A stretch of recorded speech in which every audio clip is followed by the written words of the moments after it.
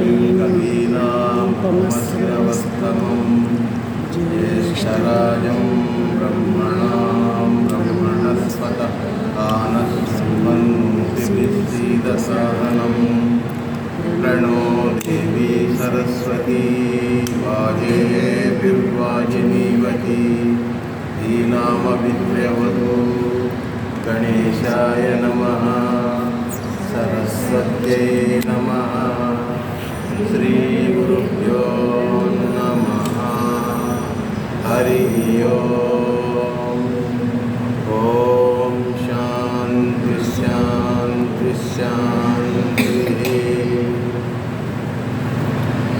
रामाय रामभद्राय रामचन्द्राय वेदसे रघुनाथाय नाथाय सीताय पतये नमः।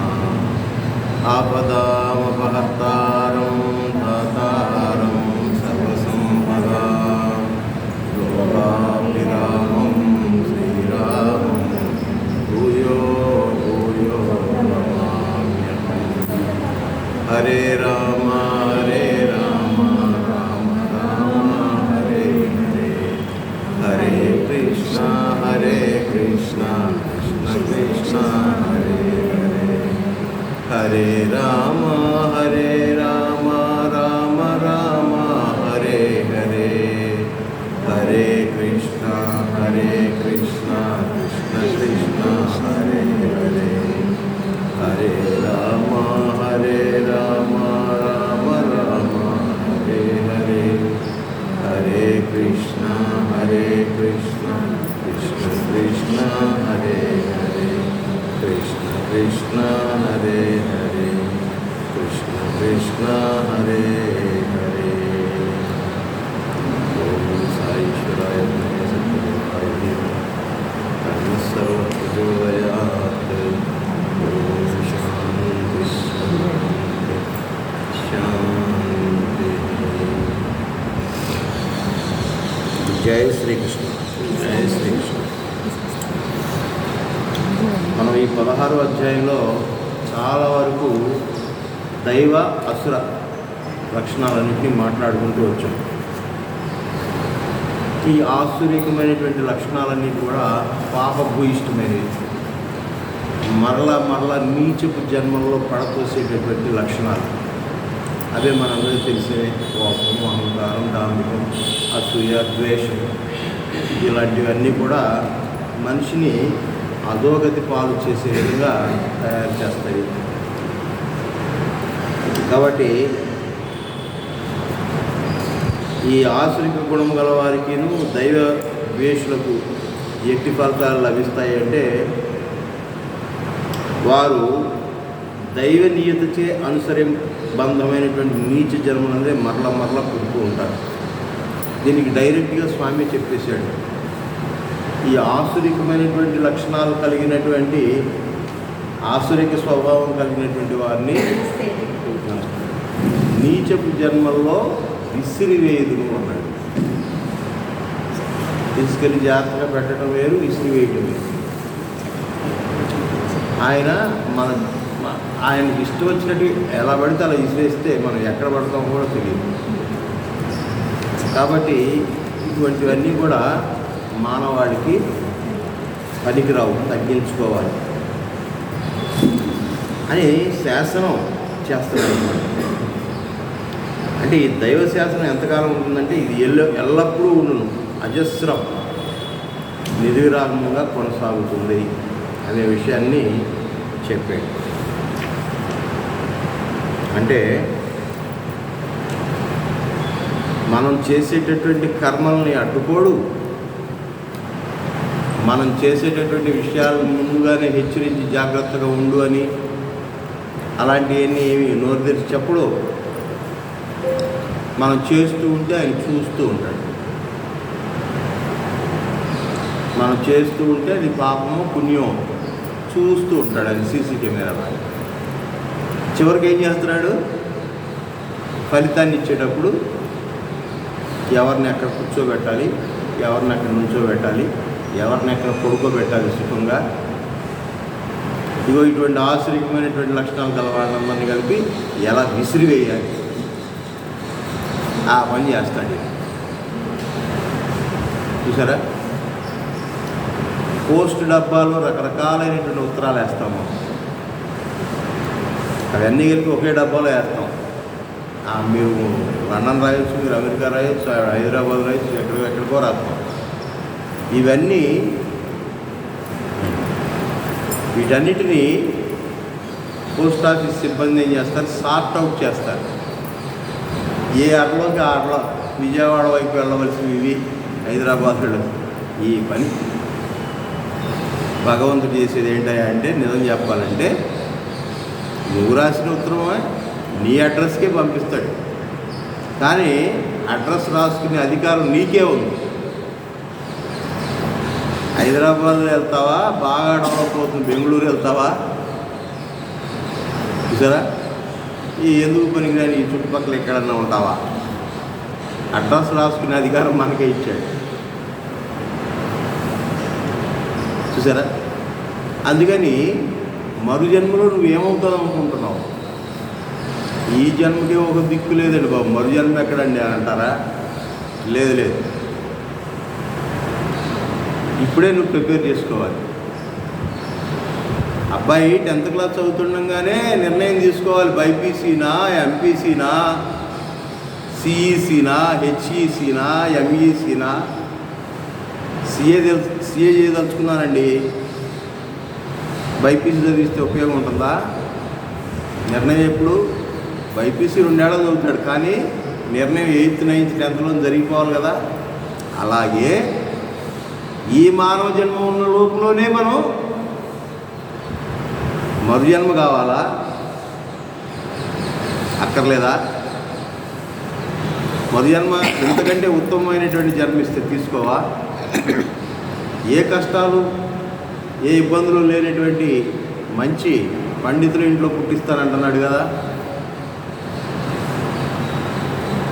లేకపోతే మంచి జమీందారీ వ్యవస్థ ఉన్నటువంటి మంచి ధార్మికమైనటువంటి కుటుంబాల్లో పుట్టిస్తానంటున్నాడు కదా.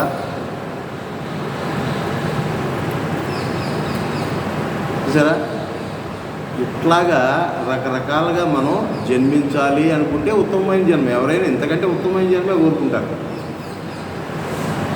ఈ ప్రాణి కంటే ఇంకా నీచమైనటువంటి ప్రాణిలో పోవాలని నేను కుక్క, నల్లి, పిల్లిని బాగా చూసుకున్నారండి, వాళ్ళ ఇంట్లో కుక్కలు బాగా చూస్తారండి. మరు జన్మ కుక్క అయితే బాగుందని అనుకుంటామా? అనుకోలేంగా. అదంతా మనం ఇప్పుడే చేసుకోవాలి అంటున్నాను. ఇప్పుడు చేసుకోవాలంటే మనం ఎట్లా ఉండాలి, ఎలా ప్రవర్తించాలి, ఎలా మాట్లాడాలి, ఎలా తినాలి, ఎలా తాగాలి, ఎలా వ్యవహరించాలి, ఇన్నిటి మీద ఆధారపడాలి. చూసారా, ఇంత వ్యవహారం మనం జాగ్రత్తగా ఇక్కడ స్కెచ్ చేసుకుంటే కానీ నెక్స్ట్ ప్రమోషన్లో మంచి జన్మ రావచ్చు. బాగా కృషి చేసి సాధనలో ముందుకెళ్తే జన్మలే లేనటువంటి ఆనందకరమైనటువంటి జీవితం ఆయనతోనే మెర్జ్ అయిపోతాం. కాబట్టి నేనే భగవంతుడు, నేనే ఎవరో దేహి అని అడిగేది లేదు, నేనే ఇచ్చేవాడిని. ఆ స్థితికి ఇవన్నీ కూడా ప్రణాళిక ఇక్కడే తయారు చేసుకోవాలి అంటున్నాడు. ఇది మన సనాతన ధర్మంలో మూల స్తంభం. మన సనాతన ధర్మానికి ప్లాట్ఫామ్ 4 పిల్లర్స్లో ఏమిటిరా అంటే, పునర్జన్మ ఉన్నది ఒక పిల్లర్. పునర్జన్మ కర్మ మీద ఆధారపడి ఉన్నది. చూసారా, కర్మ లేకుండా జన్మ రాదు. ఆ కర్మ యొక్క ఫలితం వల్లే జన్మ వస్తూ ఉంది. ఆ కర్మలు సరిగా ఉండాలంటే ఇక్కడ సంకల్పం కరెక్ట్గా ఉండాలి. చూసారా, లేదు అని అంటే పూర్తి స్థాయిలో 4 పిల్లర్ నాకు అసలు జన్మలే అవసరం లేదు. ఈ 4 మూల స్తంభాలు సనాతన ధర్మాన్ని ఎక్కడైనా చెప్పుకోవచ్చు. ఏంటి సనాతన ధర్మం యొక్క 4 పునాదులు ఏమిటిరా అంటే ఇవి. పునర్జన్మ ఉన్నది, అది కర్మ ఫలితంగా వస్తుంది. ఆ కర్మలో బుద్ధి జ్ఞానానికి అనుసరించి ఉంటాయి. చూసారా, అవన్నీ కూడా సంకల్ప బలం, మన మనసులో నుంచి వచ్చినవే. మనం ఒక పని చేస్తున్నామంటే దానికి ముందు దాని వెనక్కి వెళ్తే ఏమవుతుంది? ఆలోచనే ఉంటుంది. ముందు ఆలోచన బుర్రలో పడదు, తర్వాత మనం దానికి రచన ప్రణాళిక తయారు చేసుకుంటాం, ఆ తర్వాత క్రియలోకి వెళ్తాం. ఆ క్రియ మంచి చెడు అనేది కాలం డిసైడ్ చేస్తుంది. ఇది మంచి ఇది చెడు అని డిఫైన్ చేసేటటువంటిది సొసైటీకి అనుకూలంగా ఉందా లేదా, నీకు అనుకూలమైందా కాదా, శాస్త్ర సమ్మతంగా ఉందా లేదా, వీటి మీద మంచి చెడు అనేది ఆధారపడాలి. దాన్ని బట్టి ఆ ఫలితాలు వస్తాయి, దాన్ని బట్టి అటువంటి కర్మలు వస్తాయి. కాబట్టి టేక్ కేర్, జాగ్రత్త, ఇది మన ధర్మం. కానీ ఇతర ధర్మాల వాళ్ళకి పునర్జన్మ లేదు, కర్మ లేదు, కర్మ సిద్ధాంతాన్ని నమ్మరు, పునర్జన్మ లేదు. మరేంట్రా ఇక్కడితో అయిపోయింది, ఇప్పుడుతో మారు మనసు పొందావా సరే, లేకపోతే నువ్వు పోయినాక నిన్ను నూనెలో వేసి వేపేస్తాం, నరకానికి పోతావు. జీవుడు చావదు, పురుగు చావదు, అగ్ని ఆరదు. వాళ్ళ స్లోగన్ అది, పురుగు చావదు, అగ్ని ఆరదు. ఎంత కర్కోటంగా ఉంటాడు ఆ దేవుడు, ఎంత కర్కోటం. రెండో ఛాన్స్ ఇవ్వడా? మనం చాలాసార్లు అనుకున్నాం, రాష్ట్రపతి క్షమాభిక్ష పెట్టి ఉరికమ్మల్లో పడినటువంటి ఖైదీని తప్పిస్తున్నాం కదా, గాంధీ జయంతి రోజు 2 వదిలేస్తున్నాం కదా, క్షమాభిక్ష కూడా పెడుతున్నాడు కదా రాష్ట్రపతి. మన మానవుల్లోని ఇంత దయ, జాలి, కరుణ ఉండబట్టే కదా శిక్షణ కూడా కొంతవరకు మాత్రమే వేసి బాగుపడ్డాడు అని చెప్పి వదిలేస్తాగా. లైఫ్ అంటే 14 సంవత్సరాలు, 6, 7, 8 సంవత్సరాలు అయ్యేటప్పటికి వీడికి పరివర్తన బాగుందని చెప్పి వదిలేస్తున్నాం కదా. మనిషిలోని ఇంత దయాహృదయం ఉంటే దేవుడు ఈ జన్మ చాలించిన తర్వాత నీ చిట్టాంతా తీసేసి నువ్వు పాపాత్ముడని చెప్పి తేల్చేసి బాండిలో ఏం చేస్తాడా? వాడి జన్మకు అవకాశం కూడా, సర్దిద్దుకునే అవకాశం కూడా. మార్చిలో తప్పి స్టూడెంట్కి సెప్టెంబర్లో అవకాశం ఇస్తున్నాం కదండి మనం. సెప్టెంబర్లో తప్పితే మళ్ళీ మార్చిలో అవకాశం ఇస్తున్నాగా. ఎన్నిసార్లు అయినా రాసుకోవచ్చు. 10th క్లాస్ పూర్వం తెగ తప్పేవాడు, అవునా? 10th క్లాస్లో ఆ 10th క్లాస్ దాటాడు పెద్ద గొప్ప. 6 నెలలకు సబ్జెక్ట్ పాస్ అయిన వాళ్ళు కూడా ఉన్నారు. అంత అవకాశం ఈ లోకంలో ఉంటే అసలు దేవుడు ఏమాత్రం అవకాశం లేకుండా ఏపేస్తాడా? కాబట్టి ఛాన్స్ ఉంది కాబట్టే, ఆ హోప్ ఉంది కాబట్టే, ఆ ఆశ ఉంది కాబట్టే ఇది పట్టుకుంది. తెలుసో తెలియకో ఈ జన్మలోనో క్రితం జన్మలోనో అంత జన్మలోనో ఇప్పుడు చేసేటటువంటి విషయాల్లోనూ నా ఆలోచనలోనూ ఏదో తేడాలు జరిగితే, నాకు ఏదైనా ఇబ్బంది కలిగితే కనీసం సరి చేసుకునేటటువంటి అవకాశం ఉంది. రేపు మరు జన్మలో అయినా సరే నన్ను మంచి త్రోవలో నడిపిస్తాడేమో అని ఆశ లేకపోతే దేవుడితో మన పనే ఉందండి. రేపు అనేది ఉండబట్టే కదా సార్ మనం అంతా కూడా జాగ్రత్తగా రూపాయి కూడబెట్టుకుని, జాగ్రత్తగా పెట్టుకుని, కావాల్సిన దానంతా స్టోర్ చేసుకుని, రేపు ఉందని ఆశ ఉంటేనే కదా. అసలు రేపే లేదన్నప్పుడు ఇంకా విచ్చలవిడితనం అయిపోదా? పాపం లేదు, పుణ్యం లేదు, కర్మ సిద్ధాంతం లేదు, ఏమీ లేదు, పుట్టుట లేదు, గిట్టుట లేదు, ఇదే ఫైనల్లో అని అంటే ఎవడిష్టం వచ్చినట్టు బతికేస్తాడు కదా. ఎవడు అడిగేవాడు లేడు కదా. ఒక మర్డర్ చేసినోడికైనా ఉరి శిక్షే, 10 మర్డర్లు చేసినా ఆ ఒక్కనే ఉరి తీసేది అనే సెక్షన్కి వెళ్ళిపోయి మానవాళ్ళంతా కొట్టుకుని విచ్చలవిడితనం అయిపోయి చూసారా, భయంకరమైనటువంటి నాశనంలోకి దూరిపోయేవాడు, ఎప్పుడో పడిపోయేవాడు. మన సిద్ధాంతం ఎంతో గొప్పదో చూడండి. జాగ్రత్త అయినా, రేపు మరుజన్మ అంటూ ఉంది, ఇవన్నీ ఆయన చూస్తున్నాడు, నిన్ను ఎక్కడ విసిరేస్తాడో. సరే,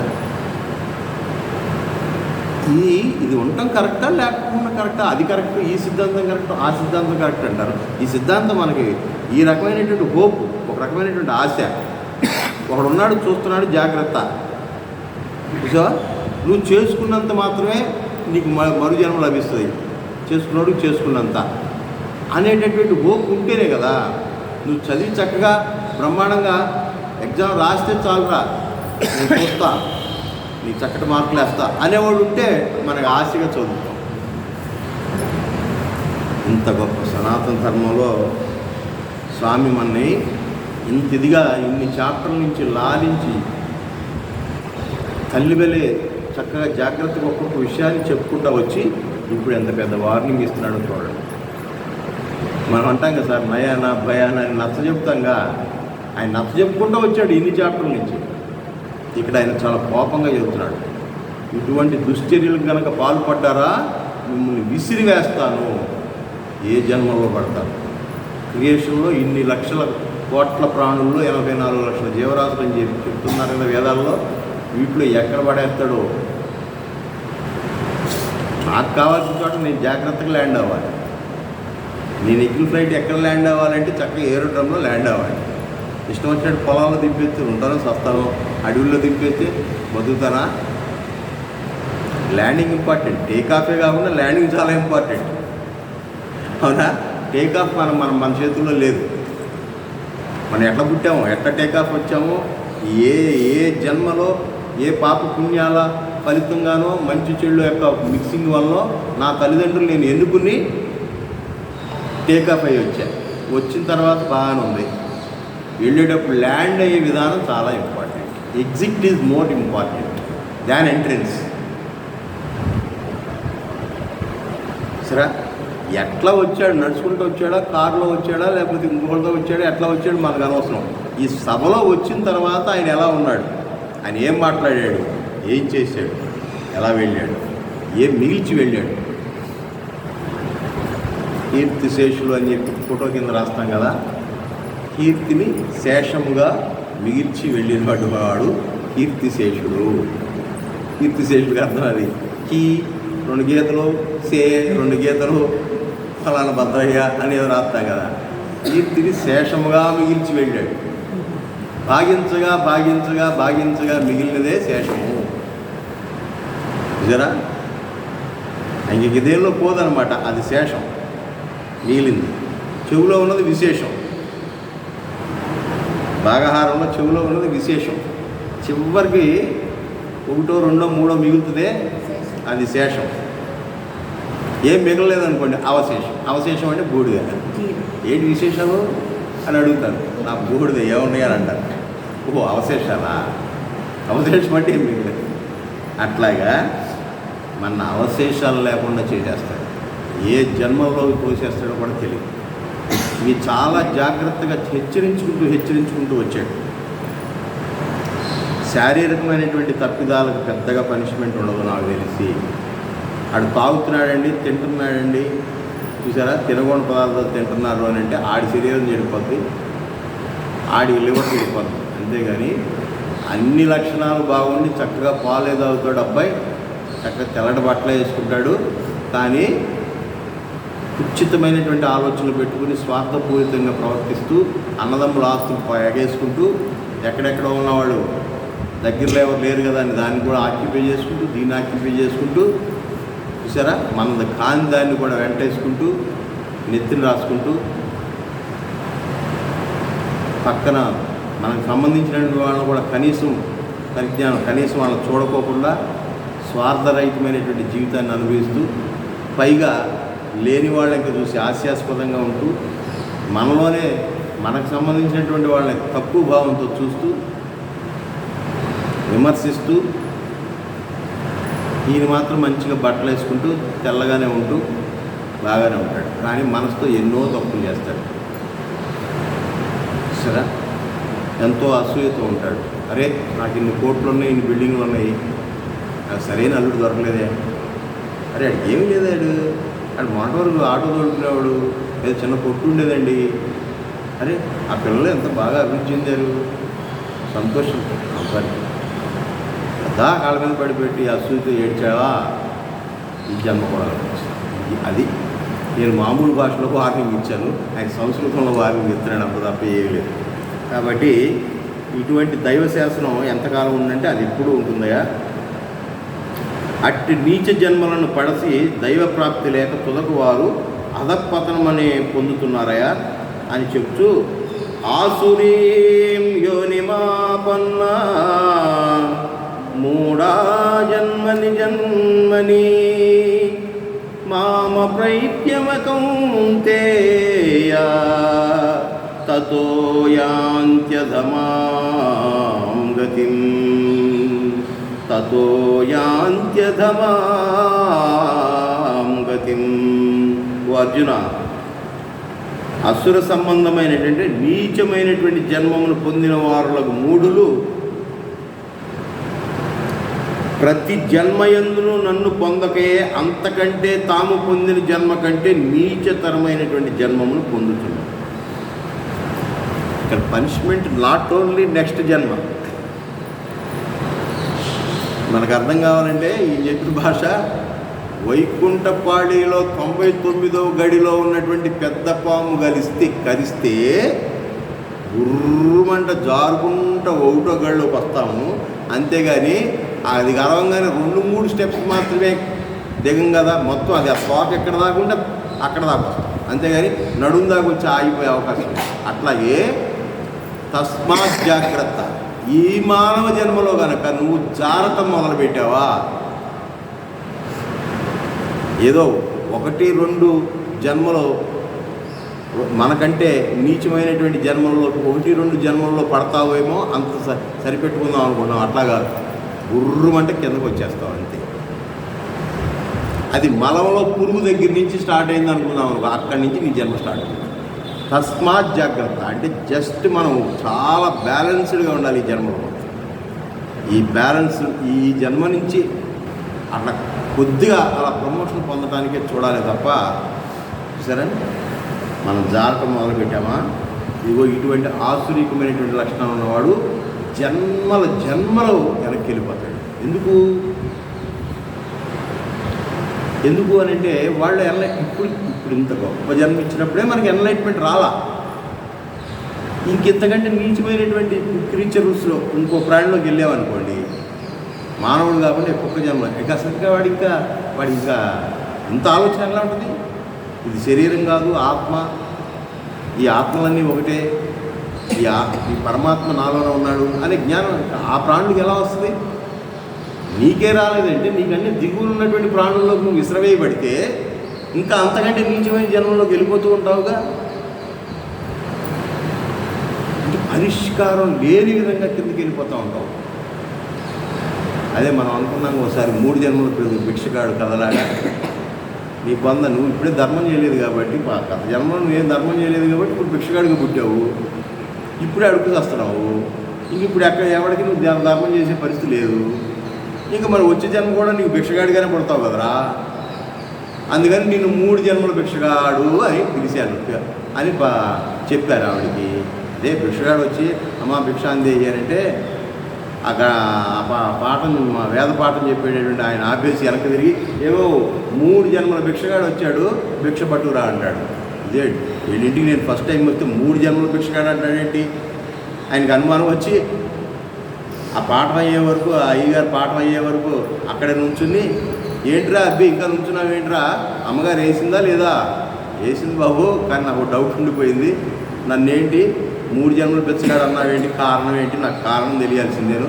నువ్వు పెడితే అంత పెట్టకపోతే అంతే, కానీ ఇప్పుడే కదా నీ దగ్గరికి వచ్చి భిక్షగాడు అన్నావు, బాగానే ఉంది, నీ దగ్గరికి వచ్చి అర్థించాను కాబట్టి 3 జన్మల భిక్షగాడు అంటావేంటి అని అడిగితే, అవునరా ఇప్పుడు భిక్షగాడు ఎలా అయ్యావు? ఓ జన్మలో ఎవడికి విధించలా, చిన్న ఎంగిలి మెతుకులు కూడా కింద పడతాయేమో అని కాకులకు కూడా వెళ్ళకూడదని చెప్పేసి నువ్వు జాగ్రత్తగా పిసినారిగా బతికావు. అందుకే ఇప్పుడు భిక్షగాడిగా పుట్టావు. ఇప్పుడు భిక్షగాడు అయిన తర్వాత ఇంకా నువ్వు ఇంకెవరికి భిక్ష వేస్తావు? కడుపు తింటే సరిపోద్ది కదా. అందుకని వచ్చే జన్మలో కూడా అలాగే పడతావు కదా, అందుకని రా అని అన్నాను అని చెప్పి చెప్తాడు. దానికి నిష్కృతి లేదా అయ్యగారు అని అంటే ఉంది. ఈ జన్మలో నువ్వు దాన ధర్మాలు చేసుకోవాలి. అదేంటి భిక్ష? మరి నేను భిక్ష అడుక్కునేవాడు నేను ఎట్లా చేస్తాను? చేయొచ్చు. నీకు లభించిన దానిలో కుంటి గుడ్డి వాళ్ళకి పెట్టు. నీ 2 కాళ్ళు బాగుండవు కాబట్టే కదా ఆ ఊరి నుంచి ఈ ఊరికి వచ్చావు అడుక్కుంటానికి.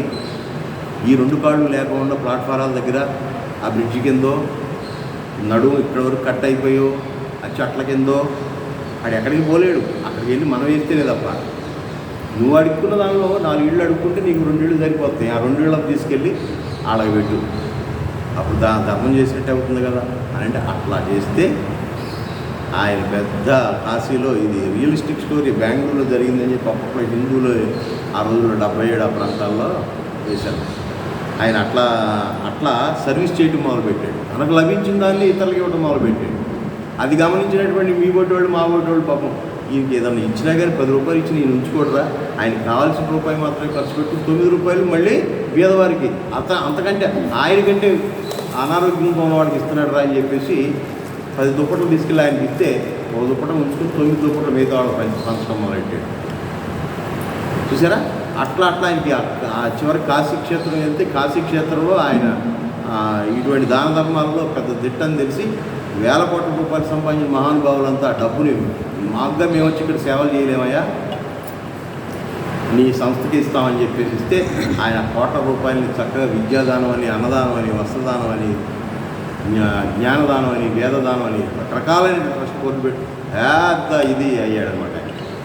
సరే, అట్లాగా మనం తప్పించుకోవాలంటే ఆయన తప్పించుకోవాలంటే ఏం చేశాడు? 3 జన్మల భిక్షగాడిగా ఈ భిక్షగాడిగా ఉండగానే లైఫ్ టర్న్ చేసుకున్నాడు, సరి చేసుకున్నాడు.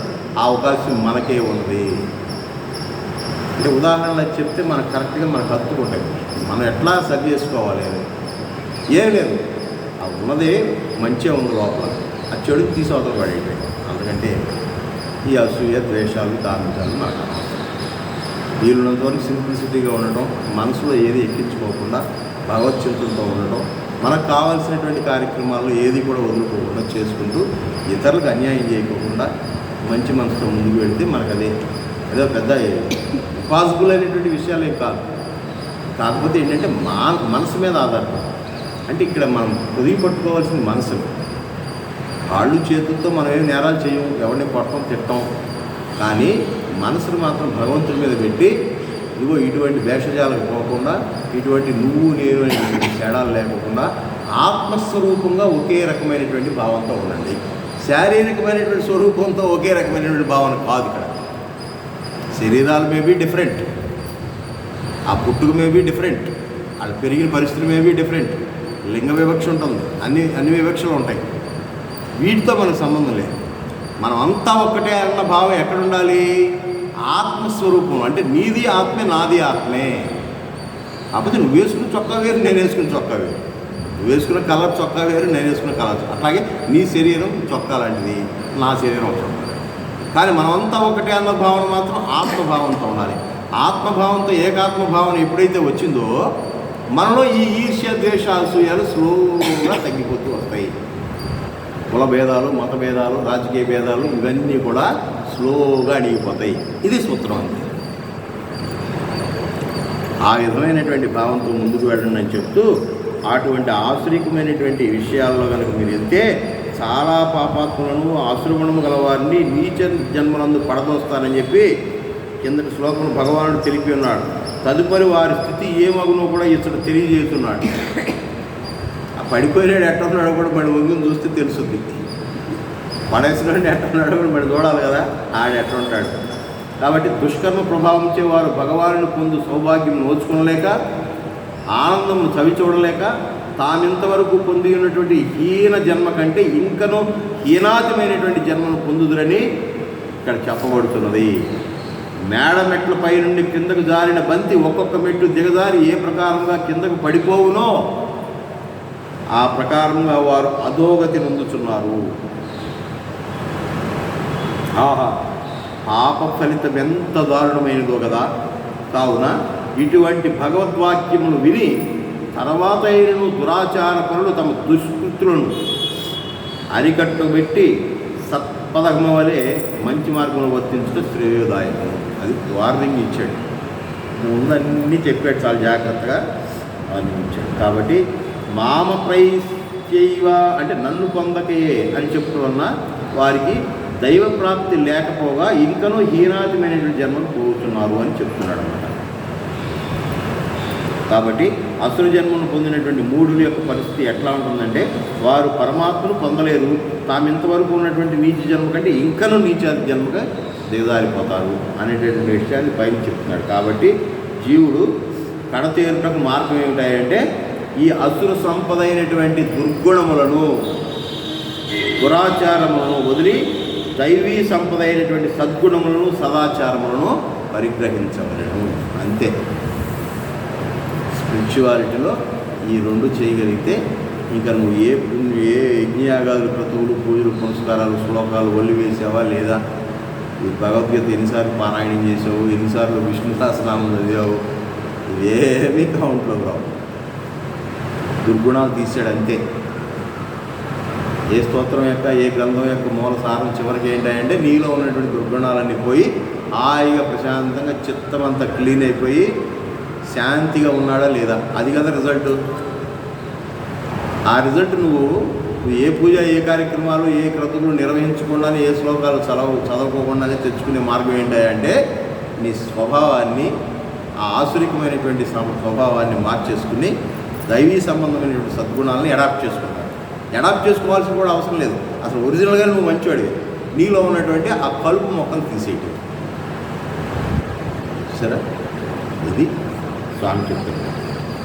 త్రివిధం నరకస్యేదం ద్వారం నాశనమాత్మనః కామక్రోధస్తథా తస్మాదేతత్రయం త్యజేత్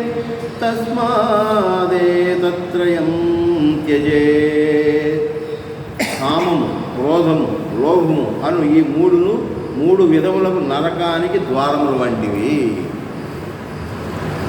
నరకానికి ద్వారములు వంటివి. ఎంట్రన్స్ గేట్ అన్నమాట. ఇది కామద్వారం, ఇది మోహద్వారం. చూసారా? ఆ ఎంట్రన్స్కి క్రోధం, విపరీతమైనటువంటి క్రోధం. ఏందుకో ఆ కోపం, ఆ క్రోధం. చూసారా? ఈ లోభం, ఇది అంటే ఇది వాడి పొట్ట, వాడి వ్యవహారం, పడిపోయి కైలాసం, వాడి వరకే. పక్కన ప్రాణి ఉందని కూడా చూడడం. ఇటువంటి వారికి నరక ద్వారాలు 3 ద్వారాలు చక్కగా బోర్డు రాసి మరీ ఉంటాయి అన్నమాట. 3 విధములకు నరక ద్వారములు. ఇవి జీవులకు నాశనం కలగజేయరు. కాబట్టి ఈ మూడింటిని విడనాడాలి. లేక కామము, క్రోధము, లోభము 3 విధములకు ఈ అసుర సంపద నరకమునకు ద్వారము అని చెప్పవచ్చు. కాబట్టి మనం ఏ తప్పులు, ఏ వ్యవహారాలు చేసినా ఈ 3 కిందే వస్తుంది. ఒక భయంకరమైనటువంటి అత్యాశపరమైనటువంటి కోరిక పెట్టుకున్నాం. ఆవిడ ఒంటరి మహిళ, ఆవిడ దగ్గర ఉన్నటువంటి ఆస్తి అంతా నేను కొట్టేయాలి, నేను ఆవిడ దూరబంధువుని.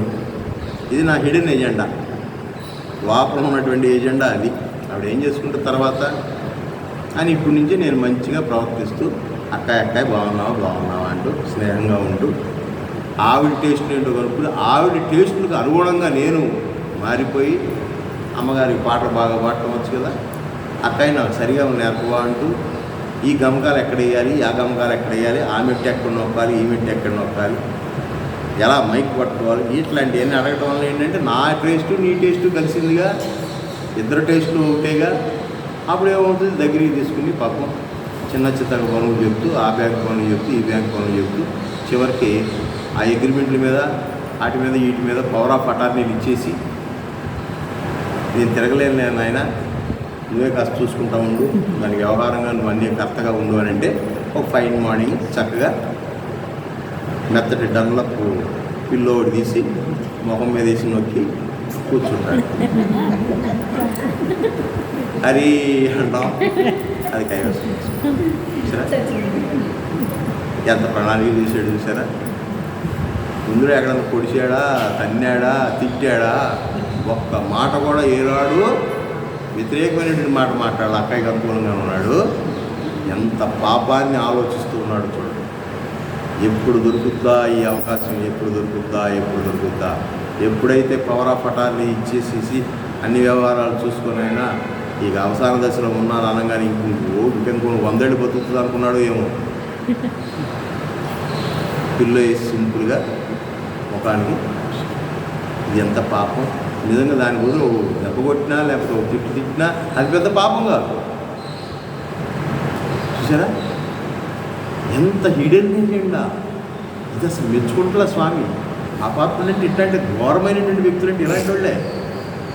నాకు ఏదైనా కోపం వచ్చింది, సడన్గా ఒక మాట మాట్లాడాను, అదే తప్పు అయిపోయింది అని చెప్పి మళ్ళీ వెనక్కి తీసుకున్నాను.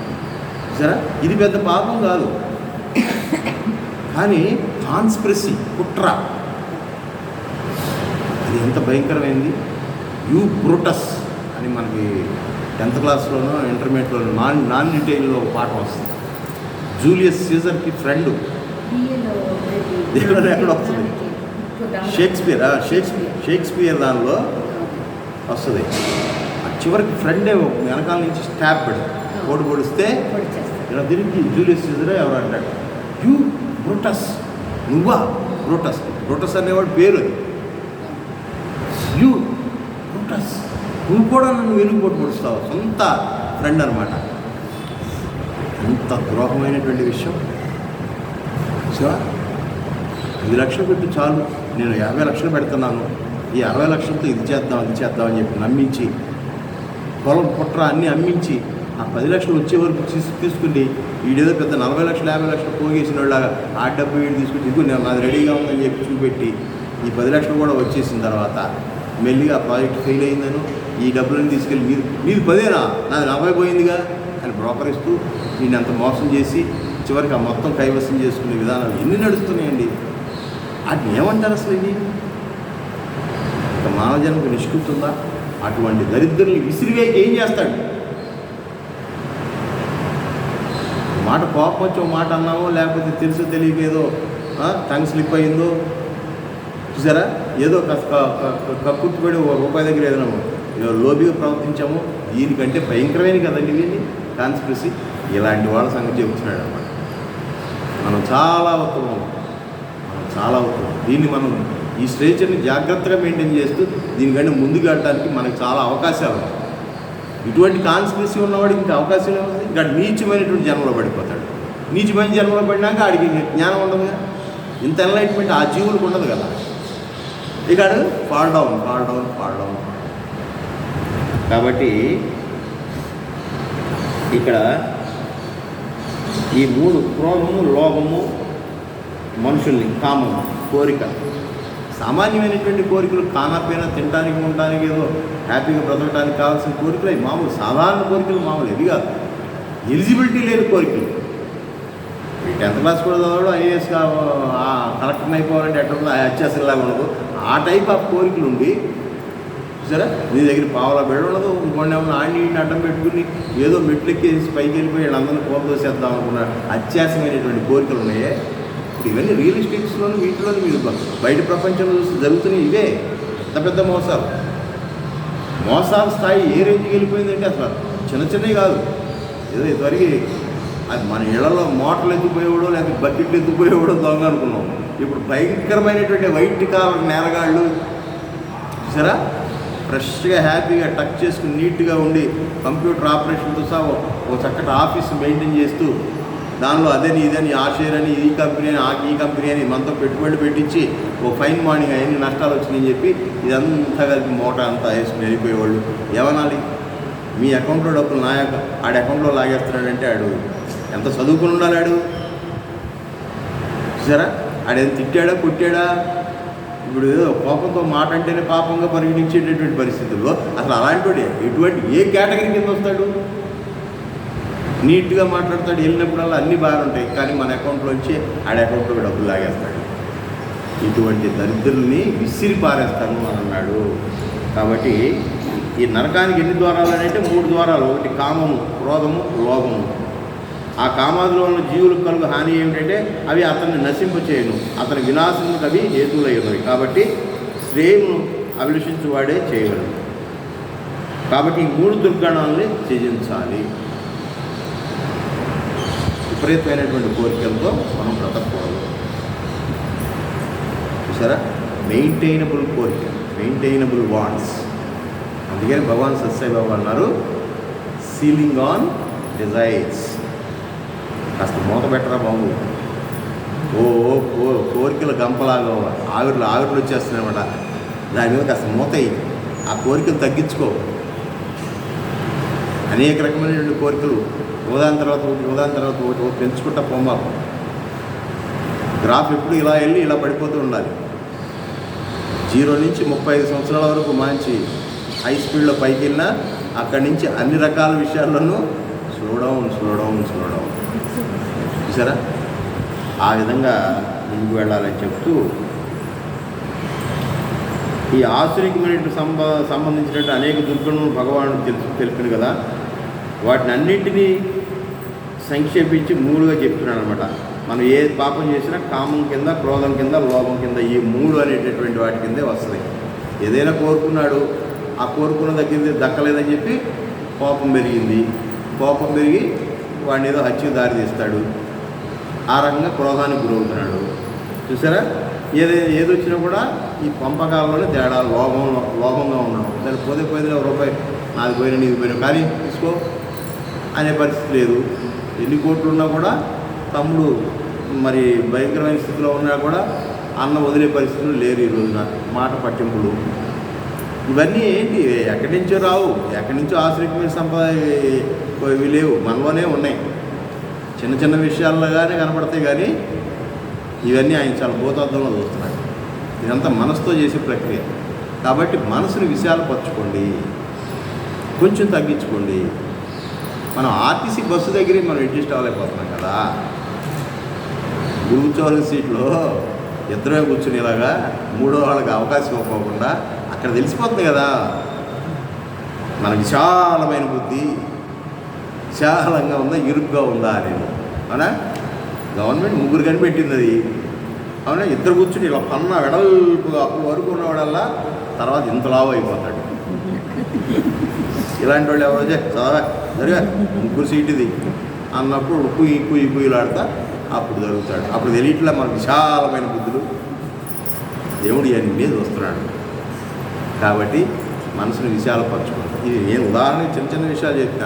ఇలాంటి చాలా వ్యవహారాల్లో మనం కొంచెం తగ్గించుకుంటాం. సర్లే లేదులే వాడు పాపం లేనాడు ఏడుతున్నాడు కానీ అని ఒక ఉదార బుద్ధి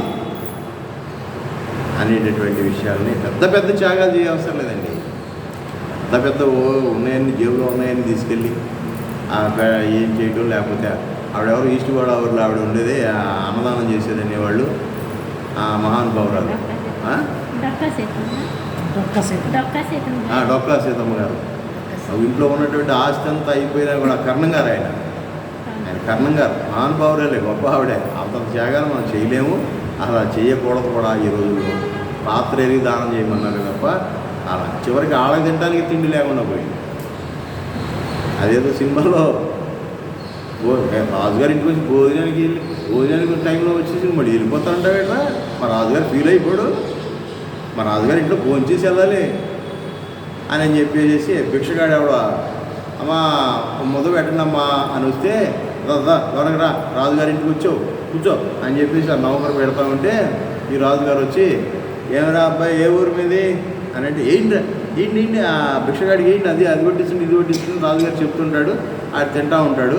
ఈ రాజుగారు అడుగుతాడు, అదేదో సినిమా గుర్తురా అట్లా ఏ ఊరు మీది అని అంటే వెంకటాయపాలెం అండి. ఏం పేరు నీది? ఆ దుర్గమరాజు. వెంకటాయపాలెము దుర్గమరాజు గారిని పూర్వం ఉండేవాడంట. వచ్చిన వండి పెట్టేవాడంట రోజు. అండ్ పోయి అంటిస్తే కానీ ఆడటమే లేదంట. ఆ సన్యాసి నేనేనండి. అట్లా పెట్టి అయిపోయాను. అలా పెట్టి అయిపోయింది. చివరికి ఇంటికి అడుక్కుంటాను వచ్చాను. అవి కూడా అటువంటి దానాలు కూడా పనికిరావు. సాత్వికమైనటువంటి దానం చేయమన్నారు కానీ ఉన్నదంతా ఊడ్చి పెట్టాల్సినటువంటి అవసరం లేదు. స్వభావంలో మార్పు రావడానికి ప్రయత్నం చేయాలే కానీ వాళ్ళ జీవితాల్లో వెలుగు నింపాలని చెప్పి నీ జీవితంలో ఉన్నటువంటి వెలుగు కాస్త ఆత్మకోవాల్సినటువంటి అవసరం లేదు. నువ్వు ఏదైనా బోధన ద్వారా మార్చు. సరే, ఒక మంచి మాట మనిషిని మార్చేస్తుంది.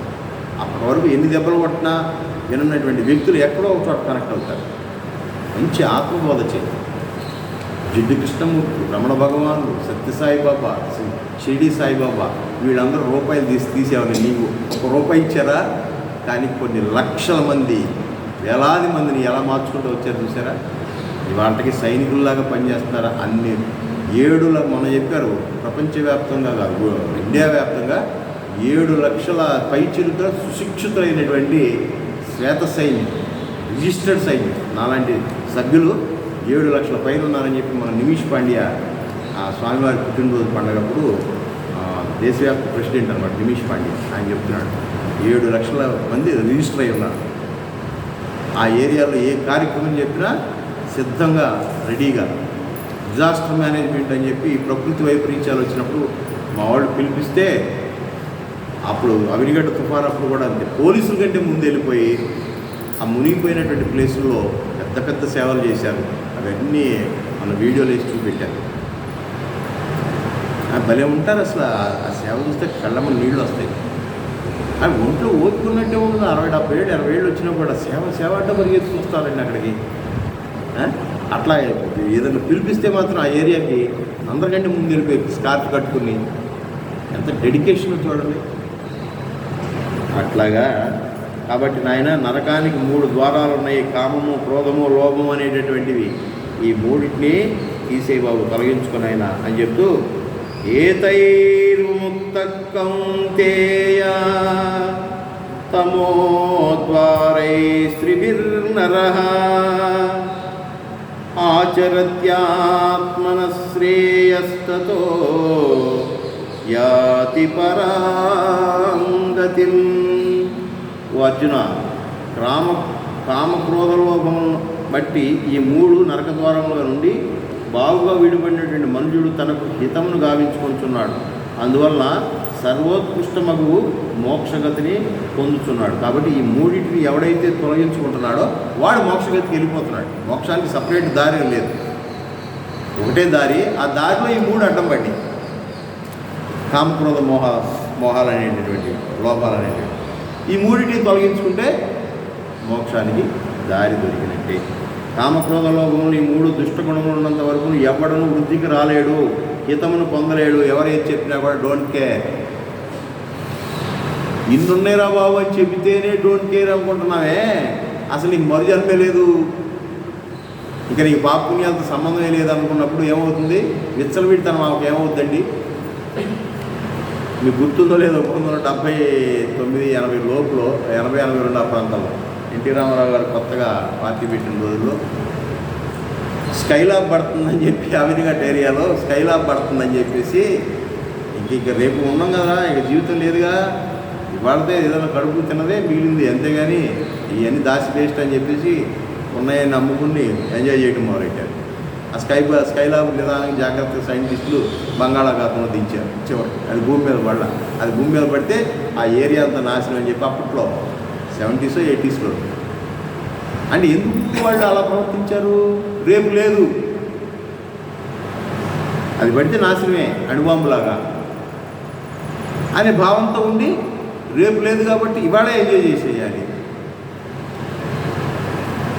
అనే భావంతో ఉన్నదంతా కరగేసుకుంటాం, అకృత్యాలు మొదలుపెట్టారు. అట్లాగే మనకు గనక రేపు నెక్స్ట్ జన్మ ఉన్నది, దాన్ని సరి చేసుకునే అవకాశం ఉన్నది అని అనుకుంటే కాషియస్గా ఉంటాం. అందుకని అది ఉన్నదో లేదో దాని గురించి మనం ఎక్కువగా ఆలోచించాల్సినటువంటి అవసరం లేదు. ఉన్నదనే భావంతోనే జాగ్రత్తగా ఉండాల్సినటువంటి అవసరం ఉన్నది. అది గొప్పదనం సనాతనం. కాబట్టి అందుచేత మొట్టమొదట వారిని తొలగింపు, అప్పుడు మాత్రమే మానవుడు తన శ్రేయస్సుని కొనగూర్చుకుంటున్నాడు, సర్వోత్తమ మోక్ష పదవిని పొందగలుగుతున్నాడు. సూర్యచంద్రాదులు రాహు నుండి విడిపడినట్టుగా, గజేంద్రుడు మొసలబారి నుంచి విడుదలైనట్టుగా, బంధితుడు కారాగృహం నుండి విముక్తుడైనట్టుగా జీవుడి దుష్టత్రయం యొక్క బంధం నుండి విడిపడిపోతాడు. అది ముక్త అంటే అది ఏమిట్రా ముక్తి ముక్తి అని అంటే అదే భాష్యకారులు గొప్పతాం. మనకు అర్థం కానిది టక్మంటే చిన్న ఉదాహరణ చెప్తాడు సరే. ముక్త అంటే స్వేచ్ఛ. ఆ గజేంద్రుడు పట్టుకున్నటువంటి ఆ మొసలి ఎంత భయంకరంగా గట్టిగా పట్టుకుందో చూసారా? అది ఎంత తన్నుకుంటా ఉంది. పోరాడింది పోరాడింది పోరాడింది పోరాడింది పోరాడింది చివరికి ఆయన వచ్చి విడిపిస్తే కానీ అమ్మయ్య రిలాక్సేషన్. అట్లాగే మన కష్టాలు కూడా ఒక్కోసారి ఊపిరి ఆడకుండా వచ్చేస్తాయి. ఇదో కష్టం ఇదో కష్టం ఇదో కష్టం, ఆరోగ్యం దగ్గర నుంచి ఆ సంపాదన దగ్గర నుంచి అన్ని రకాలైన కష్టాలు ఒక్కసారి ముగిపోతాయి. అవన్నీ ఒక్కోటి క్లియర్ అయిపోయి ఎట్లా క్లియర్ అవుతాయి, ఒక్కోసారి పూర్తిగా క్లియర్ అయిపోయినప్పుడు మనకి ఎలా హాయిగా ఉంటుందో అలాగే ఈ జీవుడు ఇటువంటి కామక్రోధ మోహాలు అనేటటువంటి శత్రువుల నుంచి విడిపడిపోయినప్పుడు ఆ రిలీఫ్ దొరుకుతుంది. అప్పటి వరకు మనకి ఎన్ని ఉన్నా, అన్ని రకాలైనటువంటి సంపదలున్నా, అన్ని రకాలైనటువంటి బలగాలున్నా కూడా ఏంటో వెలితి ఆనందం లేదు. 1,00,000 రూపాయలు పెట్టి పరుపు కొన్నానండి, అందరికీ చూపించుకున్నా. 1,00,000 రూపాయలు పొరిపే 1,00,000 ఎవరిని దొరుకుతాడు అనుకున్నాం. కానీ నాకు నిద్ర పట్టట్లేదండి, రాత్రి పట్టుకున్నా నాకు నిద్ర పట్టట్లేదండి. అంత ఈ దుంపదేగా వీడు తుండు కొట్టేసుకుని మా మొసాట్లో పడుకుంటాడండి. 6:30 కల్లా తింటాడు, 7 గంటలు గుర్రుమన్నాడా, తెల్లారి 4 వరకు వర్క్ పెడతాను ఉంటాడు. నేను 1,00,000 రూపాయలు పొరుగు మీద పడుకున్నా కానీ అటు ఇటు రావట్లే. అంటే ఆనందం 1,00,000 రూపాయల పొరుగులో ఉందా? సరే, అట్లాగే పాపం అనేది ఎక్కడ ఉంది? నీ మనస్సులోనే ఉంది. ఏ రూపం ఉంది? కామక్రోధ లోభాల రూపంలో ఉన్నది. తస్మా జాగ్రత్త అనేటటువంటి విషయాన్ని చెప్తూ ఇలాగా కారాగృహం ఉన్నటువంటి విముక్తులైనటువంటి జీవుడు దుష్టుడు. అందుకనే జైల్లో ఉన్నటువంటి వ్యక్తికి కొంతలో కొంత వీడు మారుతాడు. వీడు చేసినటువంటి శిక్షకి అరబ్ దేశాల్లో లాగానో, ఆ ముస్లిం దేశాల్లో లాగానో, ఇతర ధర్మాల దేశాల్లో లాగానో అప్పటికప్పుడే పేరు చేయటం కాకుండా, అప్పటికప్పుడే మెడనరికేయటం కాకుండా వీడికి ఛాన్స్ ఇవ్వాలి. వీడు చేసింది అకృత్యమే నిజంగా. వీడిని ఇప్పుడే అంత భయంకరమైన తప్పే చేశాడు. కానీ ఊరికట్ట తీసేస్తే ఉపయోగం ఉంది? వీడిని జైల్లో పడేస్తే వీడు కొంతమంది మారుతాడని చెప్పేసి మన వాళ్ళు జైల్లో పడుతుంది. వాళ్ళు చాలా వరకు 90% వరకు మారుతారు, ఆటోమేటిక్గా మారుతారు. ఒక 10% దానిలోకి వెళ్ళాక ముదురులుగా తయారవుతారు, ఇంకా కళ్ళు పెట్టి నేరస్తులు తయారవుతారు. చూసారా? ఇట్లా ఎల్లినోడు వెళ్తానే ఉన్నాడు, జైల్లోకి వెళ్తున్నాడు, మళ్ళీ బయటకు వస్తున్నాడు, మళ్ళీ నేరాలు చేస్తున్నాడు, మళ్ళీ జైల్లోకి వెళ్తున్నాడు. అట్లాగే మనం కూడా జన్మలు తీసుకుంటున్నాం, మళ్ళీ కామక్రోధ లోభాల్లో పడిపోతున్నాం, అంటే మళ్ళీ జైల్లో పడిపోతున్నాం. అంటే జన్మలు తీసుకుంటాం, జైల్లో పడిపోతున్నాం. మళ్ళీ మృత్యు అనేది విడిపిస్తూ ఉంది. బయటకు వచ్చాం, మళ్ళీ వెంటనే అంతకుముందు చేసిన మళ్ళీ కేసులు మళ్ళీ తగినట్టుగా మళ్ళీ ఇంకోసారి జైల్లో పెడతారు. ఇట్లా ఎన్నో గర్భాలు మార్చుకుంటూ వచ్చాం. మారట్లేదేంటి మనం? అట్లాగే నేరస్తులు కూడా కొంతమంది మారిన వాళ్ళు బాగానే మారుతున్నారు. మారిన వాళ్ళు ఇంకా ఎక్కువగా జైల్లోకి వెళ్ళిపోయి చెడిపోయిన వాళ్ళు ఎక్కువ ఉంటారు. జైలుకి వెళ్ళి ఇంకా అక్కడ ముదురవుతుంటారు. వీళ్ళని గమనించాడండి ఎవరో విజయవాడలో సమరం అనేటటువంటి సెక్సాలజిస్ట్ ఉన్నాడే, డాక్టర్ సెక్సాలజిస్ట్. ఆయన అన్నగారు లవణం, వాళ్ళు గోకవరపు సాంబశివరావు గారిని గోరా అని మన ఎన్ఆర్ కాలేజీ లెక్చరర్. ఆయన గోకవరపు సాంబశివరావుని ఆ మొదటి అక్షరం చివరి అక్షరం కలిపి గోరా అని పెట్టుకున్నాడు. ఆయన నీ పేరేంటంటే గోరా అనేవాడు. గోకవరపు సాంబశివరావు ఆయన పేరు. ఆయన పుట్టినటువంటి పిల్లల పేర్లే లవణం, శ్రవణం, విజయం, సమరం అని 7-8 మంది ఉన్నారు. విజయవాడ విద్యా ఎంపీ ఆయన కూతురే. చెన్నుపాటి విద్యా బంకు, చెన్నుపాటి వారి బంక్ అంటారు బందర్ రోడ్లో, అది వాళ్ళదే. విజయవాడ పార్లమెంటు ఎంపీ గారి బంకే. ఆయన తండ్రి గోకవరపు సాంబశివరావు. దానికి మనకి రిలేషన్ ఉంది, మనకి చక్కటి రిలేషన్. ఇక్కడ వెంటరపాడు దగ్గర ముదునూరు అనేటువంటి గ్రామంలో పుట్టాడు ఆయన. పెద్ద కమ్యూనిస్టు గోరా. ఆయన కన్నా సంతానం వీళ్ళంతా. సమరం, లవణం. సరే, వీళ్ళు ఏదో ఒక శక్తి నడిపిస్తుంది. దానికి మేము దేవుడు అనో, మేము పూజలు చేయం, కానీ మేము రెస్పెక్ట్గా ఉంటాం, ఒబీడియంట్గా ఉంటాం, మానవాళి పట్ల ప్రేమతో ఉంటాం. మాకు కావాల్సింది మానవ సేవే. ఇది నా డ్యూటీ. దీనికి దేవుడికి సంబంధం ఏంటి? నాకు ఈ జన్మ లభించింది కాబట్టి నేను ఎలా ఉండాలో నాకు తెలుసు అని దేవుడి పేరు చెప్పుకోకుండానే దేవుడి కార్యాలన్నీ చేసేటటువంటి దేవుళ్ళు వాళ్ళు. బయట ప్రపంచానికి నాస్తికులు అని పేరు పెట్టుకుని తిరుగుతారు, కానీ వాళ్ళు చేసే ప్రతి కార్యక్రమం వెనకాల దేవుడు ఆశీర్వచనం ఉన్నది. వాళ్ళే నిజమైనటువంటి దేవుడు. అటువంటి కోపం చెందినటువంటి లవణము ఆయన జైల్లో పడినటువంటి వాడు జైల్లో ఉండి బయటకు వచ్చిన తర్వాత మళ్ళీ నేరాలు చేసి మళ్ళీ ఎందుకు రిపీటెడ్గా జైల్లోకి వెళ్తున్నాడు? ఇదే సామాజిక స్పృహ అంటే. సామాజిక శాస్త్రవేత్త అని అంటే ఇది అనమాట. సమాజాన్ని స్టడీ చేశాడనమాట. అని ఆయన జైల్లో ఉన్నటువంటి వ్యక్తులు ఎవరెవరు ఉంటున్నారు, ఇట్లా రిపీటెడ్గా 1కి 10 సార్లు జైలుకు వస్తూ పోతూ ఉన్నటువంటి వాటి పాత ఖైదీలందరినీ లిస్ట్ అవుట్ చేశాడండి. ఇది మేము ఆ రోజుల్లో సిద్ధార్థ కాలేజీ నేను పీజీ చేసేటప్పుడు మాకు కేస్ స్టడీ కింద ఇచ్చారు. సోషియాలజీ డిపార్ట్మెంట్ వాళ్ళు కేస్ స్టడీ కింద ఇస్తే ఆ లవణం గారి దగ్గరికి వెళ్ళాము. అప్పుడు ఆ మహానుభావుని అప్పుడు దర్శించాం. ఆయన అప్పుడే స్టూవర్టపురం జైల్లో ఖైదీల్ని పలకరించి దానికి వెళ్ళాడు అని చెప్పారు. ఇదేంటి ఈయనేంటి సామాజికవేత్త జైలుతో పని ఏంటంటే ఆయన వచ్చేంత వరకు కూర్చున్నాక ఆయన చెప్పినటువంటి గంభీరమైనటువంటి కొన్ని విషయాలు తెలుసుకుంటే మతిపోయింది. సేవ అంటే ఇది కదరా సేవ అని ఆయన ఏం గమనించాడు? వీడు ఎప్పటికీ బందీగానే ఉంటున్నాడు. ఒక 6 నెలలు బయట ఉంటాడు, 6 నెలలు లోపల ఉంటాడు. జరా కుంభకర్ణులాగా 6 నెలలు తింటాడు, 6 నెలలు పడుకుంటాడు అంటారు. అట్లాగా ఇది ఎందుకు మారట్లేదు అని అంటే వాడు దొంగతనాన్నే వృత్తిగా పెట్టుకున్నటువంటి ఒక వంశం. వాళ్ళంతా కలిపి స్టూవర్టపురంలో ఉంటారు. మరి వీళ్ళు మార్చాలంటే ఆడ దొంగతనమే నా వృత్తి. నువ్వు పట్టుకో, కాల్చుకో, తన్నుకో, ఏమైనా చేసుకో. నేను గాడిద మాంసం తింటాను, గాడిద రక్తం రాసుకుంటాను, రోజు 4 కిలోమీటర్లు. ఏంటాడు సామాన్యమైనటువంటి విషయం అనుకున్నారా? ఆ దొంగల ఎక్సర్సైజులు, ఆ దొంగల ఆయన అప్పుడు చెప్తే మేము ఆశ్చర్యపోయాం. ఇంత శ్రమను ఏ మిలిటరీ వాడుగా తయారైతే అసలు దేశంలో నీకంటే మంచి మిలిటరీ మ్యాన్ తయారవడు కదా అన్నట్టుగా ఉంటుంది. వాళ్ళు తీసుకునే ఆహారం, వాళ్ళు చేసే ఎక్సర్సైజులు. పోలీసు వాళ్ళు ఆ ఐస్ గేట్ల మీద పడుకోబెట్టి 2 కాళ్ళు కట్టేసి వెనకాల లాఠీతో ఇది మన అరికాళ్ళ మీద కొడుతున్నా ఎన్నిసార్లు దెబ్బలు తిన్నారు.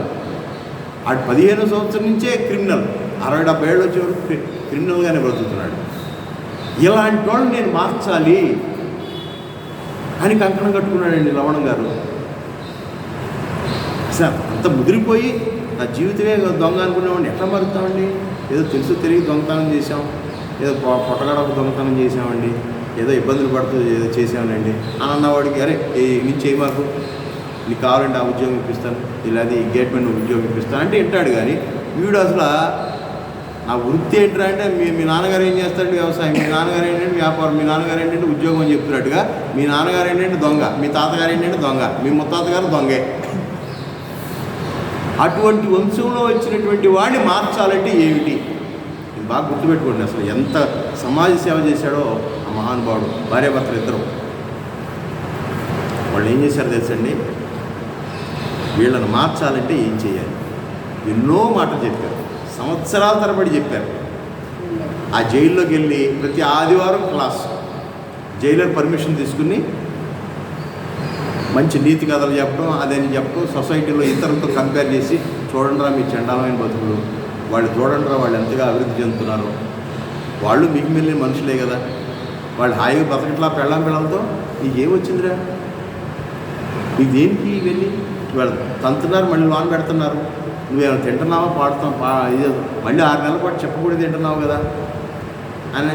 లేదంటే మా వృత్తి అదేనండి అనే ఇదే తప్ప. ఆయన చివరికి ఒక టెక్నిక్ కనిపెట్టాడు, సెంటిమెంట్గా కొట్టాలి వేడు. చూసారా? అదే అందుకని ఒక్కొక్క మనిషి ఒక టర్నింగ్ పాయింట్లో మారుతాడని. ఏం చేశారు తెలుసా? ఎప్పుడైతే వీడు జైల్లో పడ్డాడో, వీడు జైల్లో పడకంగానే ఆ తల్లిదండ్రులు ఇద్దరు దొంగతనాలు చేసి దొరికిపోయేవాళ్ళు, పిల్లలంతా అనాథలు అయిపోయేవాళ్ళు. వాళ్ళు అడుక్కుంటానికో బస్ స్టాండ్ చుట్టూను, రైల్వే స్టేషన్ చుట్టూను తిరుగుతూ ఏదో కాయ పండు తింటూ బతుకుతూ ఉండేవాడు. మళ్ళీ వీళ్ళు జైలు నుంచి విడుదలైనాక మళ్ళీ వాళ్ళు ఆ ఊరు పంపలకు చేరేవాడు. అప్పటి వరకు పిల్లలు కూడా పంపలకు వెళ్ళేవాడు కాదు, ఇళ్ళకి పోయేవాడు కాదు, అక్కడక్కడ గాలిగా బతికేవాడు జంతువుల్లాగా. సరే, మళ్ళీ వీడు జైలు నుంచి బయటకు వచ్చిన తర్వాత మళ్ళీ గొప్ప దొంగతనం ఒకటి చేసి మంచి షావుకారు ఇంట్లో మళ్ళీ వీళ్ళందరికీ కావాల్సినవి కొనిపెట్టి వీళ్ళకి మళ్ళీ విలాసవంతమైనటువంటి జీవితాన్ని ఇచ్చేవాడు. దొరికేంతవరకు బాగానే జరిగేది. మళ్ళీ దొరికిన తర్వాత మళ్ళీ ఇల్లు. ఇది వీడికి తెలిసి, దొంగకు తెలిసి పిల్లల్ని విలాసవంతమైనటువంటి జీవితం ఇచ్చి మళ్ళీ లోనకు పోయేవాడు. తర్వాత వీళ్ళు ఏం చేస్తారో వీళ్ళకి తెలియదు. అటువంటి బక్క చిక్కిపోయినటువంటి పిల్లల్ని, రోడ్డు మీద అడుక్కున్నటువంటి పిల్లలందరినీ వీడియోలు తీసాడు.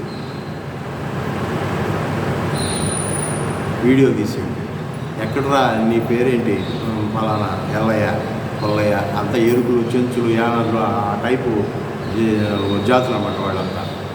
మీ నానేడి స్టూవర్ట్పురం జైల్లో ఉన్నాడండి, మీ అమ్మేది ఆ రాజమండ్రి జైల్లో ఉందండి. జైల్లోనే పిల్లలకు అన్నటువంటి మహానుభావులంతా. జైల్లో గర్భిణీ స్త్రీగా జైలుకి వెళ్ళింది అక్కడే కన్నమాట. జైల్లో పుట్టిన పిల్లలు కూడా ఉన్నారన్నమాట. ఏం చేస్తాం, ఆడుకోండి. ఆవిడ హోటల్లో పనిచేస్తూ ఆ ఓనర్ గారు లాగి ఎడంకాలతో తనుదన్న ఈడు కప్పులు బాగా కొట్టాడని, ఇటువంటి హృదయ విదారకమైనటువంటి విషయాలన్నీ రికార్డ్ చేసి జైలర్ పర్మిషన్తో ఇటువంటి పిల్లల యొక్క తల్లిదండ్రులకి రేపొద్దున ఆదివారం లవణం గారు వస్తున్నాడు అని సమావేశం ఏర్పరిచి సడన్గా ఈ పిల్లల్ని యథాతథంగా ఎట్లా ఉన్నవాడిని అట్లా, ఆ హోటల్లో పనిచేసేవాడు, ఆ లెటర్లు తీసేవాడు, ట్యాంకులు గడిగేవాడు, బిడ్స్ వెతుకున్నవాడు, వీళ్ళందరినీ వ్యాన్లో ఎక్కించుకుని యథాతథంగా తీసుకెళ్ళి ఇగో మీ పిల్లలు మీ పరిస్థితి చూడండి. మీరు జైల్లో చక్కగా 12 గంటలకల్లా భోజనం పెడతారు. నెంబర్ 1గా టైం భోజనం ఎక్కడ దొరుకుతుందా అంటే జైల్లోనే. చక్కగా ప్రోటీన్ ఫుడ్, ప్రతిరోజు పప్పు కూర ఉంటుంది, పప్పు ఆకుకూర ఉంటుంది. చూసారా, వాడికి ఏదైనా జబ్బు వస్తే వెంటనే పారాసిటమాల్ ట్యాబ్లెట్లు అన్నీ రెడీ, డాక్టర్ కూడా రెడీ. మీరు హాయిగా ఉన్నారు. మీ పిల్లల సంగతి చూడండి. ఈ పిల్లలు ఎప్పుడైతే తల్లిదండ్రులు చూసారో వాళ్ళు పడినటువంటి భయంకరమైనటువంటి తన్నులు, తిట్టులు ఇవన్నీ ఉన్నాయి కదా, అవి ఇవి మిక్స్ అయిపోయి నానా నానా నానా అని ఏడవడం. డైరెక్ట్గా లైవ్లో ఈ పిల్లలందరినీ చూసి, ఒకటి షర్ట్ ఉంటే ప్యాంట్ లేదు, ప్యాంట్ ఉంటే షర్ట్ లేదు, ఒకడికేమో బక్క చిక్కిపోయి ఉన్నాడు. నేను జైల్లో 6 నెలల క్రితం వచ్చేటప్పుడు నా పిల్లవాడు నిండుగా ఉండేవాడు, ఇటువంటి పరిస్థితిలో ఉన్నాడు. వాడిని చూడంగానే హృదయ విదారకంగా ఏడ్చేయటం మొదలుపెట్టారు. చూసారా, ఇది రా సంగతి. మీరు శిక్షించుకుంటున్న మీ ఒక్క శరీరాలనే కాదు, మీరు కన్న శరీరాలు కూడా ఇలా శిక్షించబడుతున్నాయి ఈ సమాజంలో. మీరు లేకపోతే ఈ పిల్లల బ్రతుకులు ఏమైపోతున్నాయి చూడండి. చెప్పండి, మీరే చెప్పండి అని చెప్పి పిల్లలను వదిలితే నాన్న మమ్మీ ఏటో బతుకుతున్నాం నాన్న రా, ఎక్కడ ఉంటారు అంటే రైల్వే స్టేషన్ కింద ప్లాట్ఫారాల కింద పడుకున్నాం, పోలీసు వాళ్ళు కూడా పడుతున్నారమ్మా, రాత్రిపూట కూడా నన్ను అక్కడ పడుకోనిట్లేదమ్మా అని ఆ తల్లికి చెప్పినప్పుడు ఆ తల్లి వేదన ఎలా ఉంటుందో చూడండి. సరే, అట్లా మార్చి ఇవాళ స్టూవర్ట్పురంలో దొంగంటూ లేకుండా చేశాడు. ద గ్రేట్ గోరా గారు అబ్బాయి లవణం అని సమరం ఇదంతా. ఇది 1989-90లో నేను పీజీ చదువుతున్నప్పుడు ఫస్ట్ టైం ఆయన దగ్గరికి వెళ్తే ఈ వివరాలన్నీ చెప్పుకుంటూ వచ్చారండి, కళ్ళకు కట్టినట్టుగా.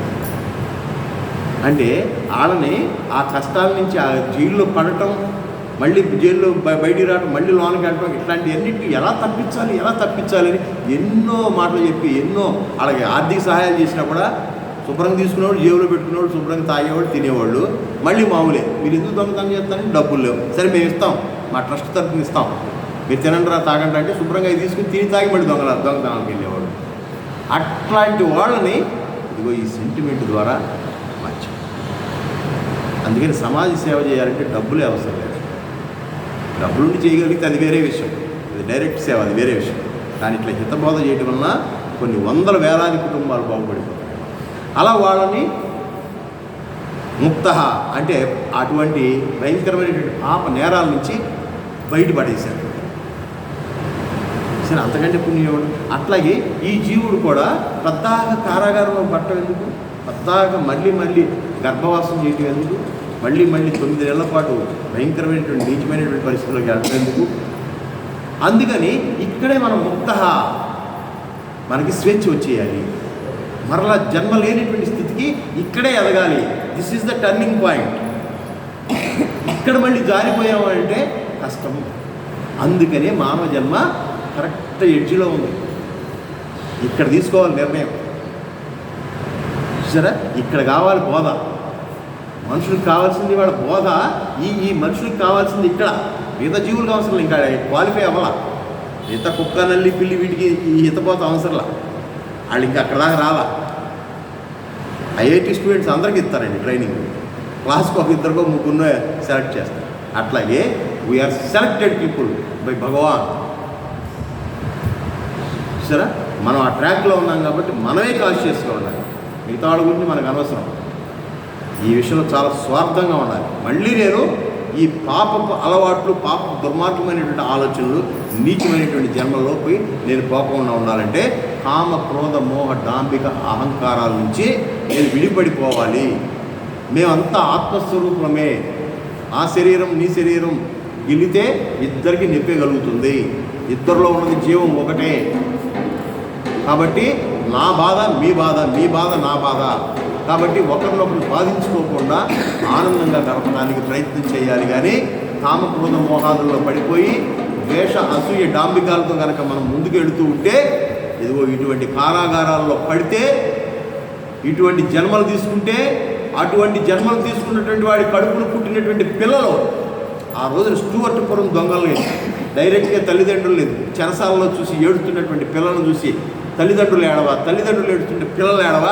అట్లా మన జన్మలన్నీ మన తర్వాత పుట్టినటువంటి వారికి కూడా మనం కీడు చేయగలుగుతున్నాము, కీడు చేస్తున్నాము.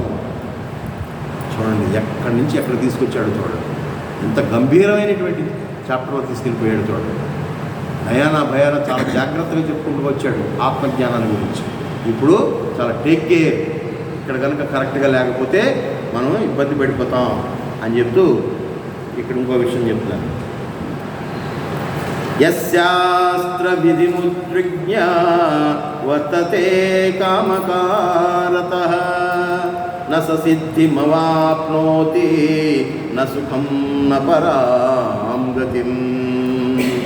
ఎవడు శాస్త్రోక్తమగు విధిని విడిచిపెట్టి తన ఇష్టం వచ్చినట్లు ప్రవర్తించునో అట్టివాడు పురుషార్థ సిద్ధిని కానీ, సుఖము కానీ, ఉత్తమ గతి యొక్క మోక్షమును కానీ పొందలేడు. నా ఇష్టం వచ్చినట్టు నేను బతుకుతాను, నా సంపాదన. ఇప్పుడు యువత వాడే మాటలు ఇవే. నువ్వు ఆ రోజు నువ్వేం సంపాదించావు? నేను ఇవాళ సాఫ్ట్వేర్గా ఇంటర్మీడియట్ డిగ్రీ అవ్వగానే నాకు లక్షలాది రూపాయలు ఇస్తా ఉన్నారు, నేను సంపాదిస్తున్నా, నా జీవితం నాది, నా ఎంజాయ్మెంట్ నాది. మీకు తెలియదు, జీవితాన్ని అనుభవించడం మీకు తెలియదు. ఇవాళ యువత మాటలు. పబ్బుకి వెళ్ళొద్దమ్మా, పబ్బుకి వెళ్ళే సాంప్రదాయం మనం కాదమ్మా. చూసారా, హాఫ్ నేకెడ్గా పబ్బుల్లో తిరుగుతూ సుఖకరమైన జీవితం అనుకుంటూ రాత్రి 12-1 గంటకి మిగిలినటువంటి పబ్బు తెల్లవారుజాము 4:30-5 వరకు ఊగుతూ తాగుతూ తిరిగేటటువంటి మహిళామణులు కానీ, మహిళలు పురుషులు కానీ సిటీస్లో చూస్తే కోపలు. వాళ్ళంతా ఇటువంటి గ్రామాల్లోనూ, ఇటువంటి పరిసర పట్టణ ప్రాంతాల్లోంచి వెళ్ళి సనాతనమైనటువంటి కుటుంబాల్లో పుట్టి, ఎంతో అనుష్ఠానమైనటువంటి కుటుంబాల్లో పుట్టిన వాళ్ళు కూడా ఇవాళ మహానగరాల్లో తాగి ఊగుతూ జీవన శైలిని నడుపుతున్నటువంటి వారి యొక్క డైలాగ్ ఏంటంటే, నా జీవితం నా ఇష్టం, మీకు ఎంజాయ్మెంట్ తెలియదు, మాకు ఎంజాయ్మెంట్ తెలుసు అని తాగకుండా తాగి, తినకుండా తిని, చివరికి లివర్లు అన్నీ చెడిపోయి గర్భిణీ స్త్రీగా ఆ గర్భాన్ని దాల్చేటువంటి పరిస్థితులు కూడా లేనటువంటి స్థితికి దిగజారిపోయి ఎన్నో ప్రాబ్లమ్స్తో, గైనిక్ ప్రాబ్లమ్స్తో పిల్లలు కూడా పుట్టినటువంటి స్త్రీలు తయారవుతున్నటువంటి ఫ్యాక్టరీగా ఉన్నది బెంగళూరు, మహారాష్ట్ర, మరి పరిసర ప్రాంతాల్లో ఉన్నటువంటి సిటీస్లో చూస్తే, ఇంక్లూడింగ్ హైదరాబాద్ కూడా ఈ కల్చర్ వచ్చింది.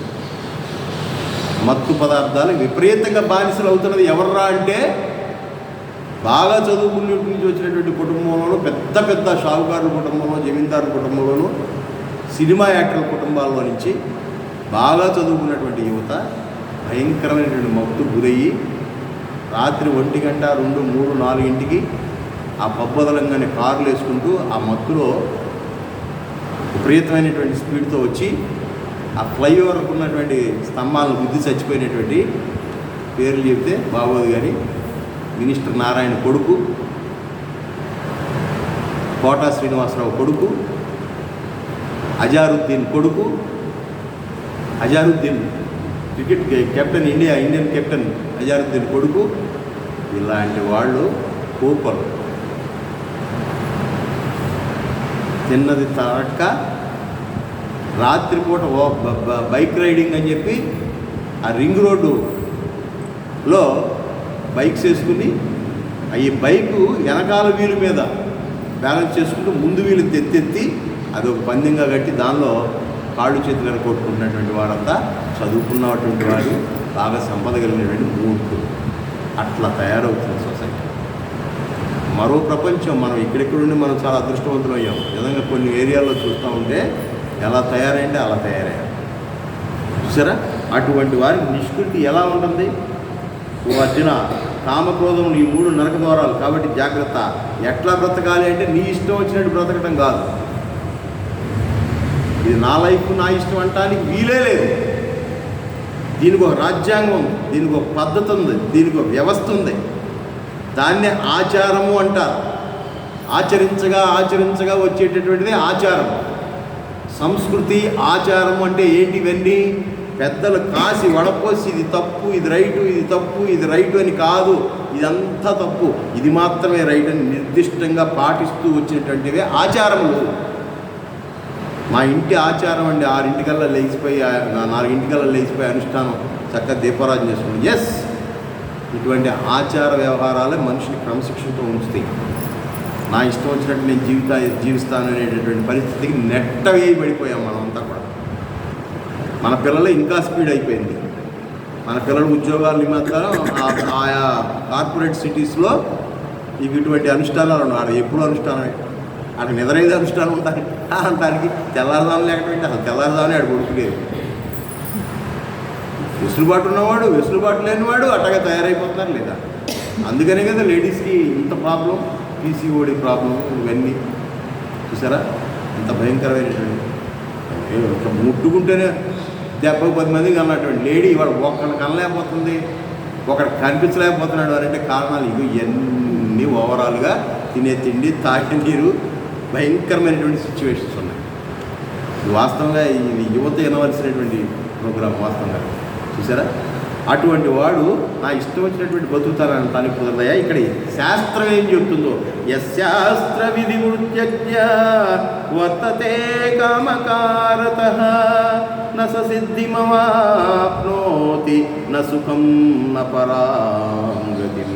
ఎవడు శాస్త్రోక్తము విధిని విడిచిపెట్టి తన ఇష్టం వచ్చినట్టు ప్రవర్తించునో అట్టివాడు పురుషార్థ సిద్ధిని కానీ, సుఖము కానీ, ఉత్తమ గతియు మోక్షము కానీ పొందలేడు.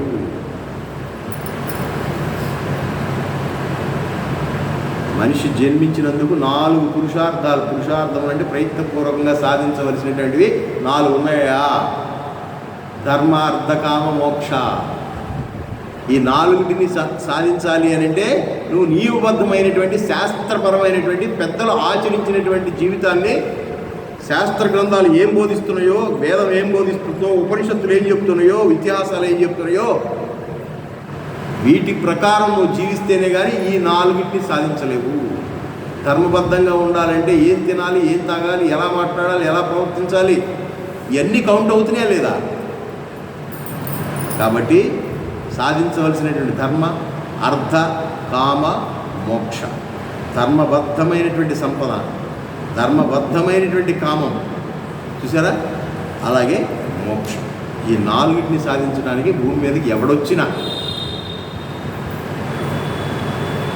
చివరిది టార్గెట్గా పెట్టుకుని ఆ చివరిదానికి ఎగబాగటానికి ఈ ధర్మాన్ని, అర్థాన్ని, కామాన్ని ఆసరాగా తీసుకున్నాడు. మెట్లు వలె, నిచ్చెనకి మెట్లు వలె ధర్మబద్ధమైనటువంటి జీవితం గడుపుతూ, ధర్మబద్ధమైనటువంటి కోరికలు నెరవేర్చుకుంటూ, ధర్మబద్ధమైనటువంటి సంపదలను ఆర్జిస్తూ, ఈ కాయాన్ని నిలబెట్టుకుని పవిత్రమగు ఈ మనసుతో బంధ విముక్తుడై మోక్షస్థితికి చేరటమే మానవుడి యొక్క పరమలక్ష్యం. ఏ భగవంతుడిని పూజించినా ఈ దేశంలోనే కాదు ప్రపంచంలో ఉన్నటువంటి ఏ ధర్మం వాళ్ళు చేసినా కూడా ఇటువంటి స్థితికి వెళ్ళటానికే. సరే, అటువంటి స్థితికి వెళ్ళాలి అని అంటే నువ్వు శాస్త్రబద్ధమైనటువంటి, అంటే అందరూ ఒప్పుకున్నటువంటి, అందరు పెద్దలు ఆచరించినటువంటి నియమనిష్టలతో కూడినటువంటి, ప్రకృతికి దగ్గరగా అతి భయంకరమైనటువంటి కోరికల్ని అన్నిటిని పారవేసి, కామాల్ని దూరం చేసుకుని, క్రోధాన్ని దూరం చేసుకుని, లోభాన్ని దూరం చేసుకుని, చక్కటి మార్గంలో శాస్త్రోక్తంగా అయినటువంటి శాస్త్రం చెప్పిన విధంగా అనుసరిస్తేనే నువ్వు ఆ పురుషార్థాలు 4టిని సాధించగలవు కదా. అంతేగాని ఇష్టం వచ్చినట్టు బ్రతుకుతాను అని అంటే నువ్వు అన్ఫిట్. అప్పుడు నువ్వు కూడా విసిరివేయబడతావు ఏ జన్మలో. కాబట్టి ఈ విధంగా విధిని విడిచిపెట్టి తన ఇష్టం వచ్చినట్టు ప్రవర్తించకూడదు బంగారు. అటువంటి వాడు సుఖాన్ని పొందలేడు. అవన్నీ తాత్కాలికమైనటువంటి సుఖాలే కానీ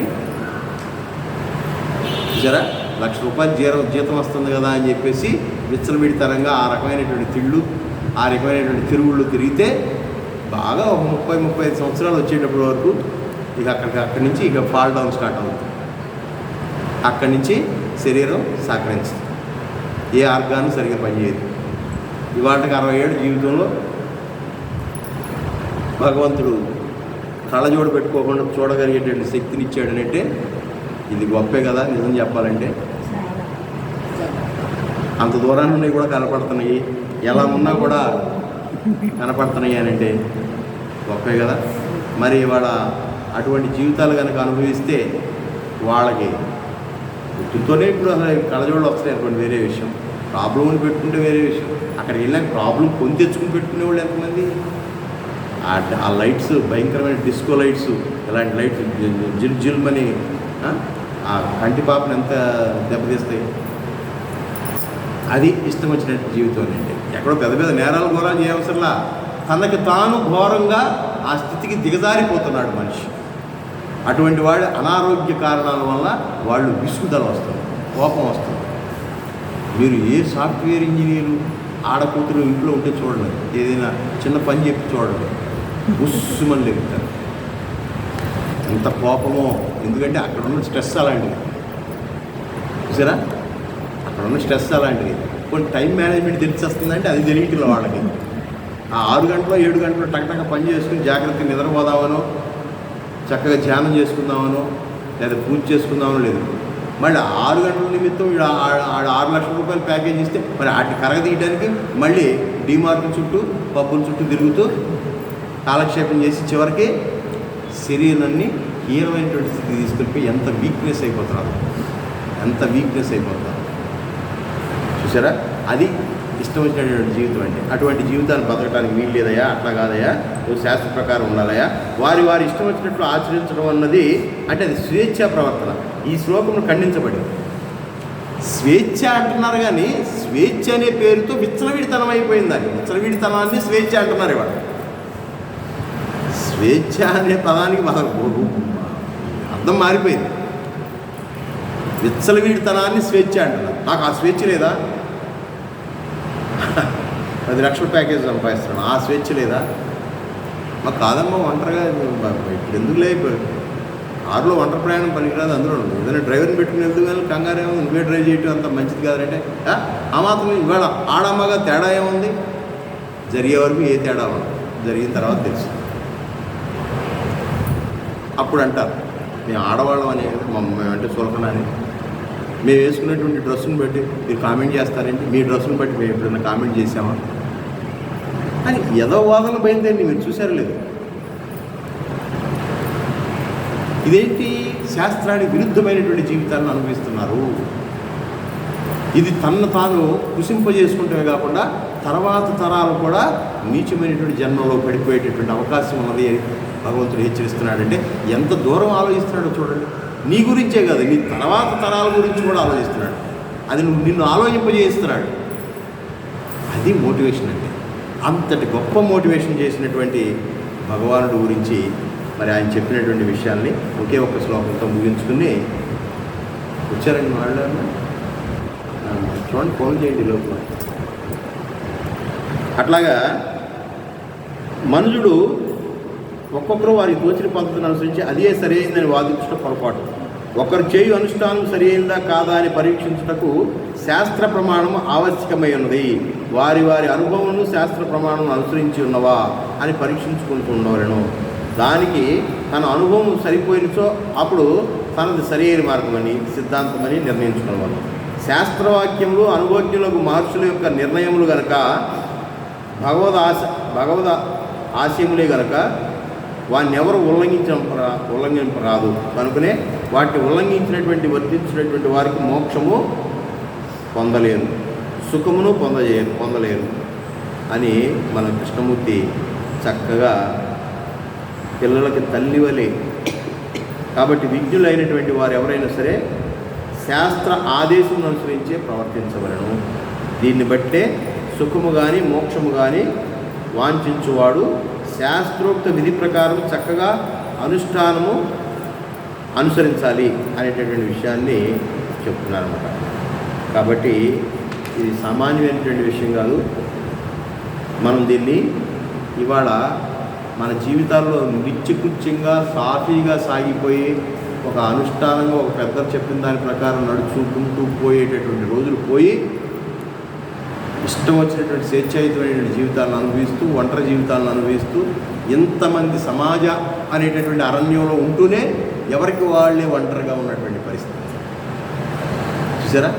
అటువంటి సామాజికమైనటువంటి స్పృహ కోల్పోయి సామాజిక సహకారంతో కూడినటువంటి జీవితాలే పోయి ఎవరి ఇళ్లలో వాళ్ళు, ఎవరి అపార్ట్మెంట్లో వాళ్ళు, చివరికి ఒకే రూమ్లో ఉన్నటువంటి భార్యాభర్తలు కూడా ఎవరి మనసు వాళ్ళదే, ఎవరి ఆలోచన వాళ్ళే పంచుకునేటటువంటి స్థితి లేకోకుండా ఎవరి గాడ్జెట్, ఎవరి ఫోన్లో వాళ్ళు మునిగిపోయినటువంటి ఇరుకు గోడలు కట్టుకున్నటువంటి సమాజంలోకి మనం తోసివేయబడ్డాము. తస్మాత్ జాగ్రత్త. ఇలాంటి వాడు శాస్త్రాన్ని అనుసరించి పెద్దలు చెప్పింది మూట కట్టుకుని జాగ్రత్తగా పెద్దల మూట సద్దన్నం మూటగా భావించి ఎలా చెయ్యాలి, ఏం చెయ్యాలి అనేటటువంటిది ప్రయత్నపూర్వకంగా చేసుకోవాలి. ప్రయత్నపూర్వకంగా శాస్త్ర ప్రకారం నడవాలి అని చెప్తూ తస్మాచ్చాస్త్రం ప్రమాణం తే కార్యవ్యవస్థితో జ్ఞాత్వా శాస్త్రవిధానోక్తం కర్మకర్తుమిహార్హసి. ఇదే లాస్ట్ చాప్టర్కి. దీంతో చాప్టర్ ముగించేసుకుందాం. కావున చేయదగినయు చేయరానిదియు నిర్ణయించినప్పుడు నీకు తెలియకపోతే శాస్త్రాన్ని ప్రమాణంగా తీసుకుంటాం. శాస్త్రం అంటే పెద్దలు చెప్పినటువంటి విషయాలు, గ్రంథాల్లో ఉన్నటువంటి విషయాలు, పూర్వం నుంచి పెద్దలు మహానుభావులు చేసినటువంటి ఆచార వ్యవహారాలు, సంస్కృతులు వదలకూడదు. సాంప్రదాయాలు సాగదీస్తే సాంప్రదాయం అయిందని ఎవరు అన్నట్టుగా సాగదీస్తే సాంప్రదాయం అయిందిరా. సాంప్రదాయం అంటే ఏంటి అంటే ఒక పెద్ద అని చెప్పాడు. సాగదీస్తే సాంప్రదాయం ఎక్కడి నుంచి సాగదీసాడట?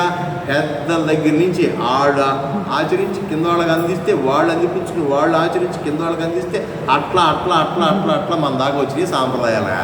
సాగదీస్తే సాంప్రదాయం అయింది. అటువంటి సాంప్రదాయాన్ని వదిలేసుకుంటారంటావేంటి?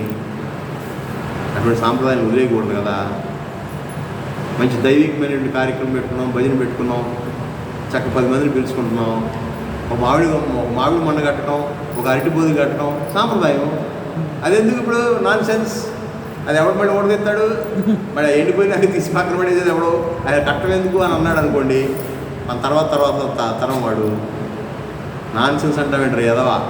10 మంది వస్తారు, ఆ మామిడి మండ బతికున్నా చచ్చినా కూడా అది ఆక్సిజన్ తీసుకుంటుంది, ఇస్తుందట, మన కార్బన్ డైఆక్సైడ్ లాగేసుకుంటుందంట.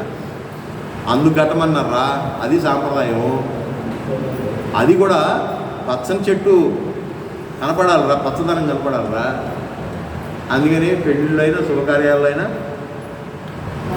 పచ్చదనం, పసుపుదనం, ఎరుపుదనం, ఈ 3 కలర్స్ బెటర్. ఈ 3 లేకుండా ఏది ఉండదు. మనం నలుపు పెట్టుకోం. అవునా? బొక్కలు వేసుకోం. నల్లట వస్త్రాలు చేసుకుంటే అంటే సూర్యరశ్మి లాగేసి ఇంకా భయంకరమైనటువంటి స్థితికి తీసుకెళ్తాడ. నలుపు వస్త్రాలు పెద్దగా మనం ప్రిఫర్ చేయం, వేడిని అబ్జార్బ్ చేసుకుంటాం ఎక్కువ. ఈ తెల్లటి వస్త్రాలు అయితే ఇంకే పెట్టాలి సార్. అందుకని సాగదీస్తే సాంప్రదాయం అయింది. అందుకని సాంప్రదాయాలు, సంస్కృతులు వదలకూడదు. అట్లాగా ఇక్కడ ఈ శాస్త్రం చెప్పినట్టుగా చేసేది ఏం చేయాలి అనేది నీకు నిర్ణయించుకున్నప్పుడు నీకు శాస్త్రమే ప్రమాణమైనదయా. శాస్త్రం చెప్పిబడిన దాన్ని తెలుసుకుని దాన్ని అనుసరించి నీవు ఈ ప్రపంచమున కర్మము చేయదగును. ఎప్పుడో పుట్టి పురాణాలండి, ఎప్పుడో వేదాల్లో చెప్పినప్పుడు ఇప్పుడు ఎడ చేస్తామండి అని దానికి చిన్న చిన్న మార్పులను చేసుకో, అంతే తప్ప అసలు దాన్ని పూర్తిగా ఎత్తేస్తానంటే ఎట్లా ఉంటుంది? మార్చి దగ్గర పడిపోయింది, ఎన్ని ఎక్కడ చదువుతామండి, సిలబస్ నుంచి ఎన్ని తీసేయండి, ఈ ఒక చాప్టర్ ఉంచండి అని స్టూడెంట్ అడిగితే ఎలా ఉంటుందో అట్లా ఉంటుంది అనమాట. అంతే కదా, సంవత్సరం అంతా చదవలేకపోయానండి ఇందులో టెక్స్ట్ బుక్ వాము ఇవన్నీ ఈ పేజీలన్నీ కట్ చేసి ఇంతవరకే చెప్పండి, ఇంతవరకే దీనిలోనే పరీక్ష పెట్టండి అన్నట్టుగా ఉంటుంది. అందుకని అవి తప్పనిసరిగా మనం పాటించాలి.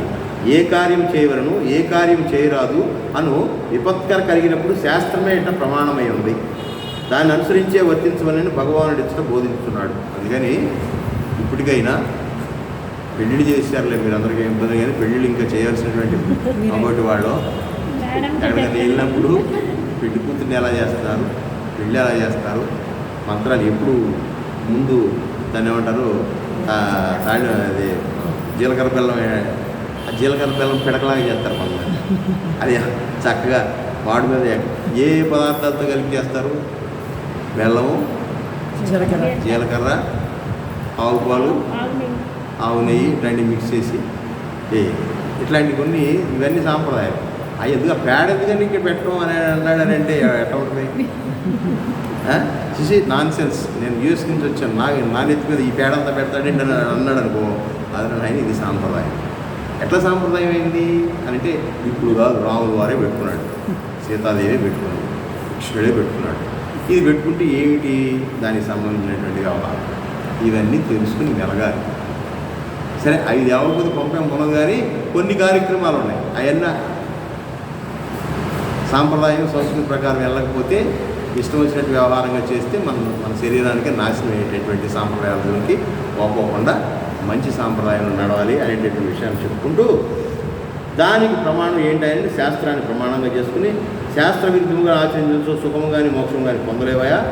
ఈ వాక్యం వల్ల భగవద్ దృష్టి యందు వేదశాస్త్రంలో ఎంతటి పరమ ప్రమాణంలో ఇవన్నీ కూడా వేదాల్లో రచించబడినాయి. అవన్నీ చదవలేమని చెప్పేసి పురాణాల్లో చెప్తున్నారు. ఆ పురాణాలే మన కథల్లో కొట్టిపాడు.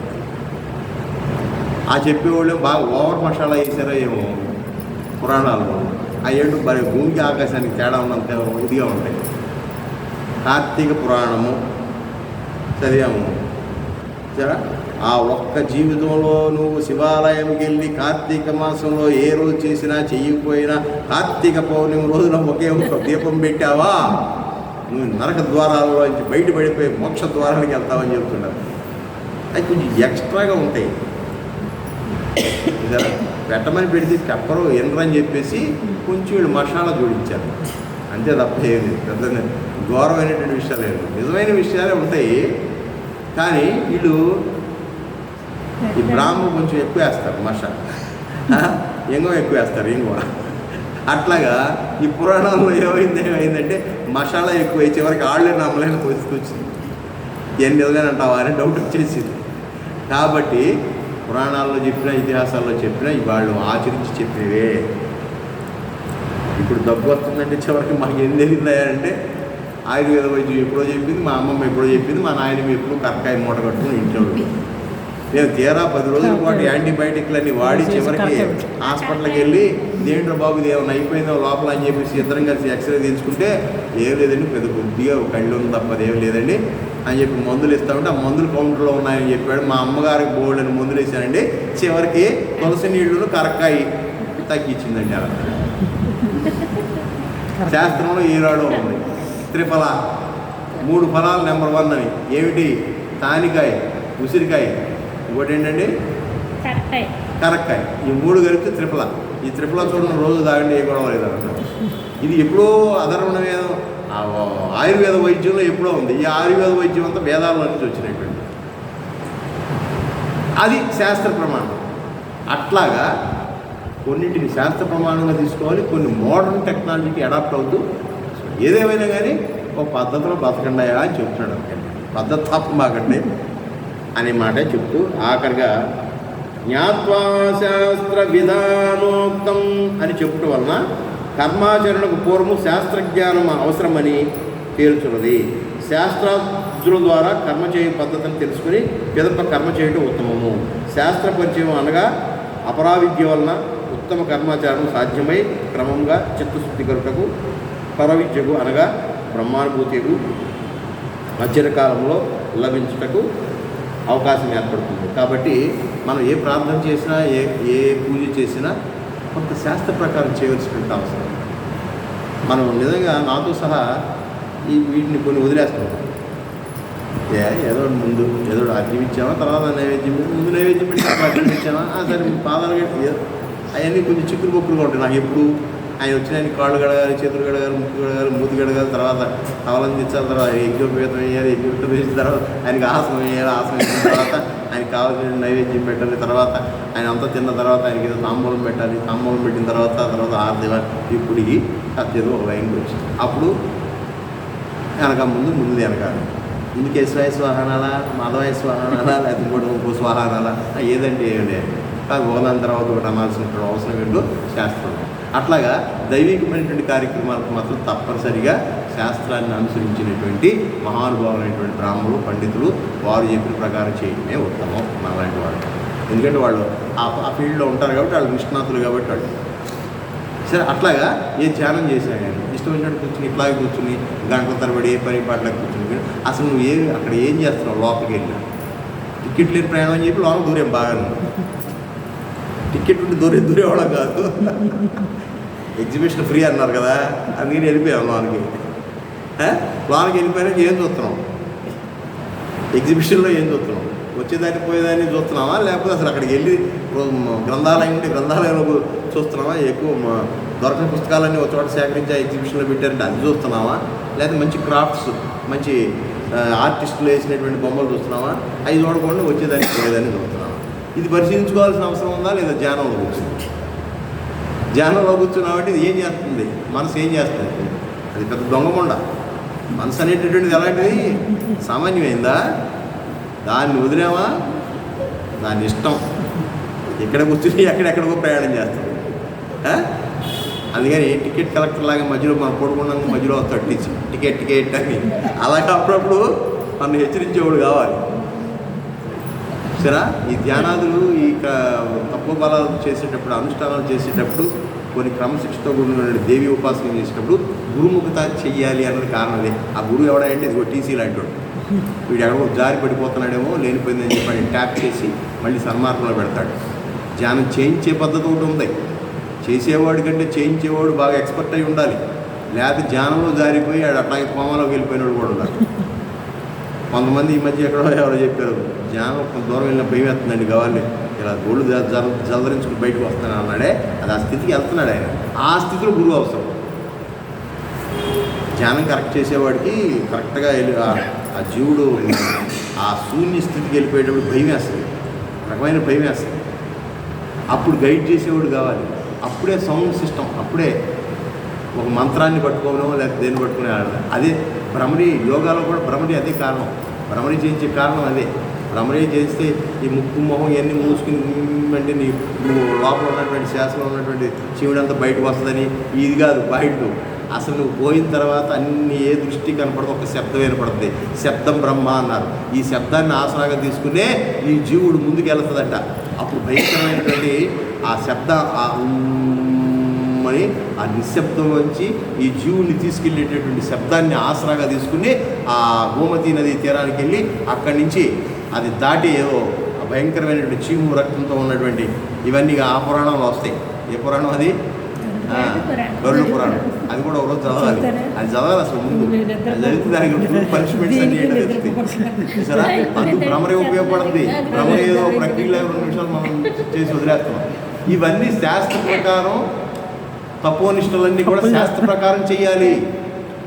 గురుముఖత చేయాలి అని అంటే కారణం ఏంటి? శాస్త్రాన్ని ఆచరించినటువంటి వాడే గురువు కాబట్టి ఆయన్ని పట్టుకోమన్నారు. శాస్త్రం అనేటువంటి పుస్తకంలో ఇది జడం కాబట్టి దీన్ని మస్తిష్కంలో ఎక్కించుకుని దాన్ని ఆచరణలో చేసినటువంటి గురువు చైతన్యవంతుడు కాబట్టి అటువంటి చైతన్యమూర్తి అనేటువంటి గురువుని పట్టుకుని ఆలాడాలి జీవుడు. అది శాస్త్రాన్ని పట్టుకొని ఈ పుస్తకాన్ని పట్టుకుని నాకేం వస్తుంది, చదివినా నాకేం రావట్లేదే అని అనుకుంటాం.